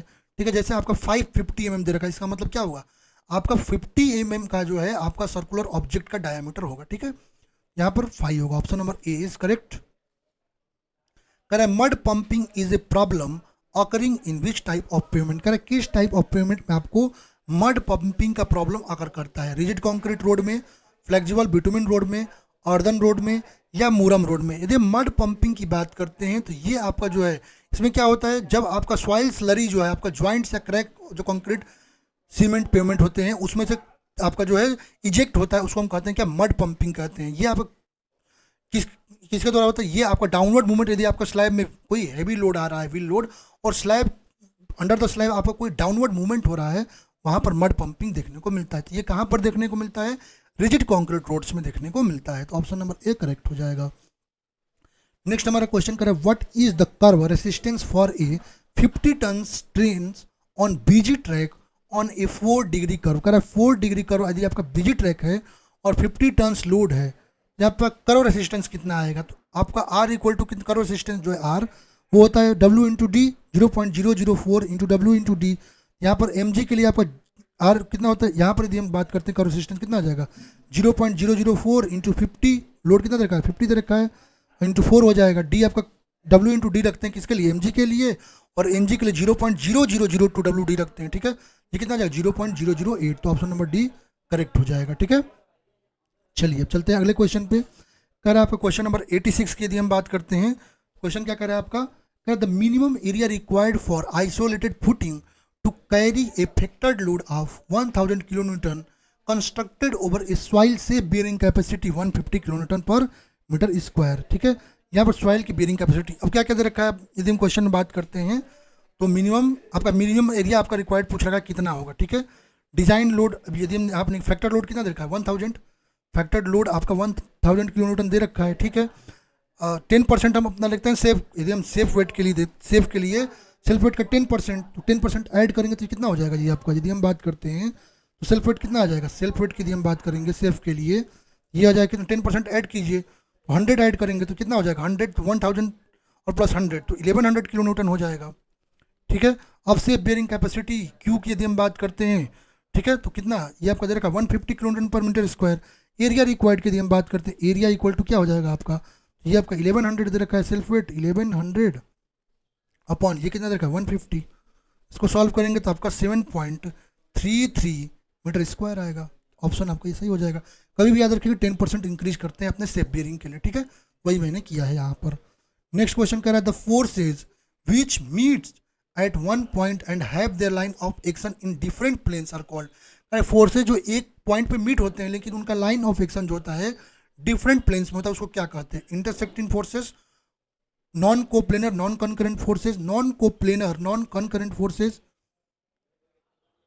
Coplanar non concurrent forces, non coplanar concurrent forces. अब फोर्सेज की यदि हम बात करते हैं जहाँ पर दो या दो से अधिक फोर्सेज मीट करते हैं बॉडी की, उसको हम कहते हैं सिस्टम ऑफ फोर्स। अब ये डिफरेंट होते हैं, जैसे कोप्लेनर फोर्स, कोप्लेनर फोर्स कौन से होते हैं, ये ऐसे फोर्सेज होते हैं जिनका लाइन ऑफ एक्शन आपका सेम प्लेन में होता है, उसको हम कहते हैं क्या कोप्लेनर फोर्सेज। ठीक है, कोलिनियर फोर्सेज क्या होते हैं, ऐसे फोर्सेज जिनका line of action same line में होता है, कोलिनियर फोर्सेज कहते हैं। कॉनकरेंट फोर्सेज क्या होते हैं? ऐसे फोर्सेज जो एक पॉइंट पर मीट करते हैं कॉनकरेंट फोर्सेज कहते हैं। अब ये आपके जो है कॉनकरेंट फोर्सेज कोलिनियर हो भी सकते हैं, कोलिनियर नहीं भी हो सकते हैं। यदि कोप्लेनर कॉनकरेंट फोर्सेज की बात करते हैं, ये ऐसे फोर्सेज होते हैं जो एक पॉइंट पर मिलते हैं, ठीक है, और उनकी जो लाइन ऑफ एक्शन होती है सेम प्लेन पे होती है, उसको हम कोप्लेनर कॉनकरेंट फोर्सेज कहते हैं। कोप्लेनर नॉन कॉनकरेंट फोर्सेज क्या होती हैं? तो जब फोर्सेज आपके जो है वो एक पॉइंट पर नहीं मिलती हैं बट लाइन ऑफ एक्शन उनका सेम प्लेन में होता है, उसको हम क्या कहते हैं? Coplanar non कॉनकरेंट forces. Coplanar कॉनकरेंट forces कौन सी होती हैं? ये ऐसे फोर्सेज होते हैं जो एक पॉइंट पर मिलते हैं बट उनका लाइन ऑफ एक्शन जो होता है वो डिफरेंट प्लेन में होता है। नॉन कोप्लेनर नॉन कॉनकरेंट फोर्सेज वो होती हैं जिनका लाइन ऑफ एक्शन जो है वो भी डिफरेंट प्लेन में होता है और वो फोर्सेज एक दूसरे से मिलती भी नहीं है। यहाँ पर देख सकते हैं ये आपका कोलिनियर है, ये आपका coplanar parallel, coplanar like parallel, ये सब देख सकते हैं। ये आपका कोप्लेनर कॉनकरेंट है, कोप्लेनर नॉन कॉनकरेंट है, ये आपका नॉन कोप्लेनर पैरेलल है, ये सारी चीज़ें आप लोग देख सकते हैं, ठीक है। यहाँ पर यदि हम बात करते हैं आपका सही ऑप्शन क्या हो जाएगा? तो जिसमें लाइन जो फोर्सेज का है वो मीट कर रही है फोर्सेज एक दूसरे को but line of action different plane में होगा, नॉन कोप्लेनर कॉनकरेंट फोर्स हो जाएगा। Option number D correct. चलते हैं नेक्स्ट क्वेश्चन पे। कह रहा है in a good stair case the maximum and minimum pitch should be. कह रहा है गुड स्टेयर केस में जो मैक्सिमम और मिनिमम पिच होता है वो कितना होता है? आपको पता है आपका कोई गुड स्टेयर केस होता है तो वहाँ पर आपका मैक्सिमम पिच की यदि हम बात करते हैं तो आपका 40 डिग्री होता है, minimum pitch 25 degree. Option number C correct हो जाएगा, ठीक है। बाकी यहाँ पर निकाल भी रखें तो आप लोग देख सकते हैं। कह रहे कंसिडर द फॉलोइंग स्टेटमेंट, यहाँ पर स्टेटमेंट्स दे रखा है। कह रहे in solid waste management, solid waste management के लिए कह रहा है डेंसिटी सेपरेशन, अच्छा यहाँ पर आपको करेक्ट बताना है। कह रहा है density separation of solid waste can be accomplished by air classifier. बिल्कुल सही बात है, एयर क्लासीफायर का यूज करके हम क्या करते हैं आपके सॉलिड वेस्ट की डेंसिटी को सेपरेट करते हैं। बिल्कुल सही बात है। कह रहा iron recovery from solid waste can be done by magnetic separator. Magnetic separator का यूज करके जो आयरन वाले जिनमें आयरन की क्वांटिटी है उन वेस्टेज को अपना अलग कर सकते हैं। बिल्कुल सही बात है। कह रहा है aluminium separation from solid waste can be accomplished by eddy current separators. Eddy current separators के द्वारा एल्यूमिनियम को अलग कर सकते हैं, ये भी सही। इसका मतलब तीनों स्टेटमेंट आपके सही है, तो ऑप्शन नंबर डी करेक्ट हो जाएगा। नेक्स्ट हमारा क्वेश्चन कर रहा है bending moment at any section in A conjugate beam gives the actual beams. कह रहा है आपका बेंडिंग मोमेंट किसी आपके सेक्शन पे कॉन्जुगेट बीम में हो तो आपका एक्चुअल बीम क्या होगा? कर्वेचर देगा, बेंडिंग मोमेंट देगा, डिफ्लेक्शन देगा, स्लोप देगा। अब जो कॉन्जुगेट बीम मेथड की बात करते हैं, कॉन्जुगेट बीम मेथड में, ठीक है, तो आपका जो है जब आपका बेंडिंग मोमेंट किसी सेक्शन पे कॉन्जुगेट बीम में तो एक्चुअल बीम में कर्वेज आपका डिफ्लेक्शन प्रोवाइड करता है। क्या करता है? डिफ्लेक्शन प्रोवाइड करता है, तो ऑप्शन नंबर सी करेक्ट हो जाएगा, ठीक है। नेक्स्ट हमारा क्वेश्चन कर रहा है in contractual payments RA bill means. Contractual payment में आपका जो आरए बिल्स का मतलब होता है क्या आपका? तो रनिंग अकाउंट बिल। क्या होता है? Running account bill. Option number D यहाँ पर करेक्ट हो जाएगा, ठीक है। नेक्स्ट क्वेश्चन कर रहा है विच कह रहा है pick up the correct statement from the following. यहाँ पर स्टेटमेंट्स दे रखे हैं, आपको करेक्ट स्टेटमेंट बताना है। कह रहा है runway edge from landing side is called threshold. कह रहा है कि जो रनवे एज होता है आपका जो है आपका लैंडिंग साइड से उसको थ्रेशोल्ड कहते हैं, गलत दे रखा है। कह रहा है आपका जो है localizer indicates the pilot his position with respect to proposed alignment, ये भी गलत दे रखा है, लोकलाइजर नहीं इंडिकेट करता है। कह रहा है the guide slope indicate the correct angle of descent. बिल्कुल सही बात है, गाइड स्लोप जो होता है वो करेक्ट एंगल ऑफ डिसेंट देता है। बिल्कुल सही बात है, ये आपका सही हो जाएगा, ठीक है। चलते हैं नेक्स्ट क्वेश्चन पे। कह रहा है which of the following concept is basic principle of structural design. इनमें से कह रहा है स्ट्रक्चरल डिजाइन का कौन सा बेसिक प्रिंसिपल है? Partial weak column beam, equally strong column beam, strong column weak beam, weak column strong beam. यदि मेन प्रिंसिपल बात करते हैं आपके स्ट्रक्चरल डिजाइन की तो कहता है कि यदि आपका एक या एक से अधिक बीम आपके जो है बिल्डिंग में फेल हो तो आपका जो कोलैप्स होना चाहिए वो आपका वहाँ पर रीडिस्ट्रीब्यूशन, आपकी पूरी बिल्डिंग का कोलैप्स नहीं होना चाहिए। इसके लिए हमारा जो है स्ट्रॉन्ग कॉलम होना चाहिए, भले है आपका बीम वीक हो बट स्ट्रॉन्ग कॉलम आपका होना चाहिए। तो ये आपका जो स्ट्रक्चरल डिजाइन में दिया जाता है, तो ऑप्शन नंबर सी करेक्ट हो जाएगा। नेक्स्ट हमारा क्वेश्चन कह रहा है the most common type of scaffolding which is widely used in construction of brick work is. कह रहा है कि ब्रिक वर्क कंस्ट्रक्शन में जो मोस्ट वाइडली स्कैफोल्डिंग यूज किया जाता है कौन सा होता है? Suspended scaffolding, terrestrial scaffolding, steel scaffolding या सिंगल स्कैफोल्डिंग। यदि हम सिंगल स्कैफोल्डिंग की यदि हम बात करते हैं, सिंगल आपका जो स्कैफोल्डिंग होता है ये जनरली आपका जो है ब्रिक मैसनरी के लिए यूज किया जाता है। सिंगल स्टे फोल्डिंग आपका जो है उसमें आपका स्टैंडर्ड लेजर ये सारी चीज़ें आपकी बनी होती हैं, जो कि आपका लगभग वॉल से आपका पैरेलल होता है 1.2 मीटर पे। स्टील इसका फोल्डिंग की बात करते हैं, ये आपका स्टील ट्यूब से बना होता है, और ये आपका एस्टिमेट करना, इसको जो है कंस्ट्रक्ट करना या डिस्ट्रीमेंटल करना ये आपका इजीली होता है। ये आपको ग्रेटर स्ट्रेंथ, ड्यूरेबिलिटी और हायर असिस्टेंस प्रोवाइड करता है। ठीक है, ये आपको जो इकोनॉमिकल होता है क्योंकि आपको मोर सेफ्टी वर्कर को ही प्रोवाइड करता है, और इसको बहुत ज़्यादा समय तक यूज कर सकते हैं। जैसे टेरेस्ट्रियल इसके फोल्डिंग की बात करते हैं, ये आपको प्लेटफॉर्म के रूप में वर्क करते हैं। ये आपको 5 मीटर हाइट तक यूज कर सकते हैं पेंटिंग वगैरह के लिए। सस्पेंडेड इसके फोल्डिंग के यदि हम बात करते हैं, ये सबसे ज़्यादा यूज में लाया जाता है। ठीक है, ये आपका जो रूप्स वगैरह के लिए जो है आपका जो है यूज में लाया जाता है। ठीक है, ये आपका जो पॉइंटिंग पेंटिंग वगैरह में काम आता है। सबसे ज़्यादा मोस्ट कॉमनली कौन सा यूज किया जाता है, तो आपका सिंगल इसके फोल्डिंग यूज किया जाता है। नेक्स्ट क्वेश्चन कह रहा है the particle size of an aggregate bigger than 4.75 mm but smaller than 75 mm is known as. कह रहे पार्टिकल साइज जो कि आपका 4.7 mm से ज़्यादा है और स्मॉल है 7.75 mm से, उसको क्या कहेंगे? Coarse aggregate, silt, clay, fine aggregate. यहाँ पर जो आपका पार्टिकल साइज यदि 0.75 mm से आपका यदि 4.75 mm से बड़ा है, 75 mm से कम है, तो उसको हम क्या कहते हैं? उसको हम कहते हैं आपको कोर्स एग्रीगेट। बाकी यहाँ पर आप देख सकते हैं, ठीक है, बोल्डर की साइज आपका ग्रेटर देन 300 mm होती है।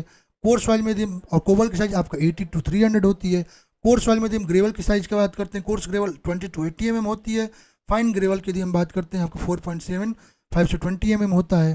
ठीक है, सैंड साइज की यदि हम बात करते हैं, कोर्स सैंड 2 से लेकर 4.75 mm तक, मीडियम सैंड 0.425 से लेकर 2 mm तक, फाइन सैंड आपका 0.075 से लेकर 0.425 mm तक, और आपका फाइन सॉइल की यदि हम बात करते हैं तो सिल्ट आपका 0.002 से 0.0075 तक, और क्ले का साइज आपका लेस देन 0.002 mm होता है। ठीक है, यहाँ पर सही ऑप्शन आपका हो जाएगा क्या? Coarse aggregate. नेक्स्ट हमारा क्वेश्चन कह रहा है आपका coning of train wheels is done to the purpose of.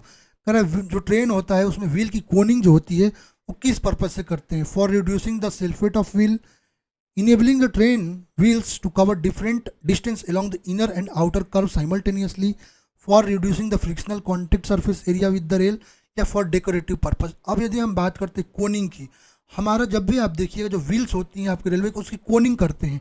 Koenig अच्छा यदि हम बात करते हैं, जब हमारा ट्रेन आपका जो है जब चलता है तो आपका जो है उसका मूवमेंट होता है, तो उस मूवमेंट को प्रिवेंट करने के लिए हम व्हील की कोनिंग करते हैं। ठीक है, अब ये क्या करता है कि जो आपका जो डिफरेंट डिस्टेंसेज होती है व्हील की, उसको कवर अप करता है साइमल्टेनियसली इनर और आउटर कर्व पे। ठीक है, ऑप्शन नंबर बी यहाँ पर करेक्ट हो जाएगा। ठीक है, अब नेक्स्ट क्वेश्चन की बात करते हैं, which of the following use to measure the difference in pressure between 2 points in a pipe और in 2 different pipes. Correct, 2 different pipes या आपका जो है पाइप में डिफरेंट को मेजर करने के लिए, पाइप में डिफरेंस जो प्रेशर का है मेजर करने के लिए इसको यूज करते हैं। ऑरिफिस मीटर, पिजोमीटर, डिफरेंशियल मैनोमीटर या सिंगल कॉलम मैनोमीटर। यदि पिटॉट ट्यूब की बात करते हैं तो ये आपका वेलोसिटी ऑफ फ्लो आपका रिवर या ओपन चैनल में मेजर करता है।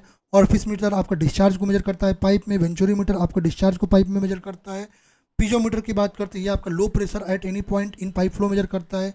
सिंगल कॉलम मैनोमीटर की यदि हम बात करते हैं, ये आपका high pressure at any point आपका पाइप में मेजर करता है। डिफरेंशियल मैनोमीटर की बात करते हैं, ये आपका प्रेशर डिफरेंस 2 पॉइंट के बीच में पाइप में फाइंड करता है। यहाँ पर सही ऑप्शन क्या होगा आपका? Option number C, differential manometer.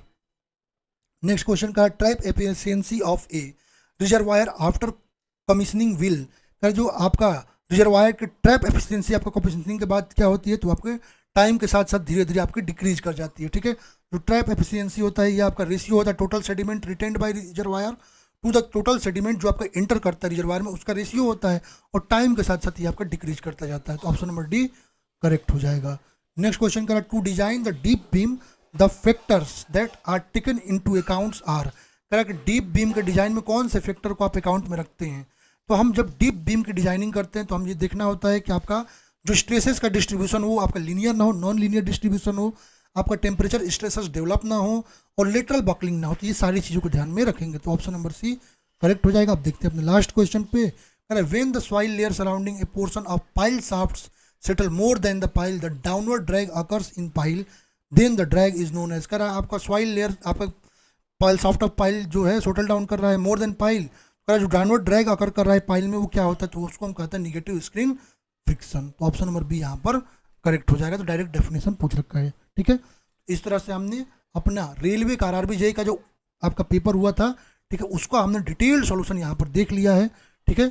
बाकी आप लोग जो लोग भी अपना प्रिपरेशन आरआरबी के लिए कर रहे हैं, ठीक है, जो लोग भी आरआरबी की प्रिपरेशन कर रहे हैं वो हमारा ये बुक जरूर से परचेज कीजिएगा। पूरी डिटेल्ड आपको जो है जितनी भी आरआरबी के प्रीवियस ईयर क्वेश्चन है, जितनी भी, इतने इससे ज़्यादा आपको किसी बुक में नहीं मिलने वाले हैं, उसका वीडियो सहित आपको डिटेल्ड सॉल्यूशन आपको देखने को मिलेगा। बाकी आप लोग टेस्ट सीरीज भी परचेज कर सकते हैं। बाकी आप लोग को कोई भी और डाउट हो आप लोग कमेंट बॉक्स में कमेंट करें, ठीक है। अगला पेपर भी आप लोग के लिए बहुत जल्द लाने वाले हैं। 4 पेपर जो 2019 में हुए थे उसको पेपर वाइज सॉल्व करेंगे, उसके बाद पूरे बुक को हम chapter wise solve, subject wise solve करेंगे, ठीक है। तो आप लोग वीडियो के साथ बने रहिएगा। आप लोग चैनल को सब्सक्राइब कीजिए जो लोग नए हैं, और बाकी आप लोग अपने दोस्तों के साथ भी शेयर कीजिए, जिससे हमको मोटिवेशन मिलता है, जिससे आपके आरआरबी जेईई की कहीं भी प्रैक्टिस बैच बाई करने की, परचेज करने की आपको नीड नहीं होगी। बिल्कुल फ्री ऑफ कॉस्ट हम लोग पूरा फुल्ली कवर करेंगे। मिलते हैं अगले वीडियो में, तब तक के लिए थैंक यू एवरीवन।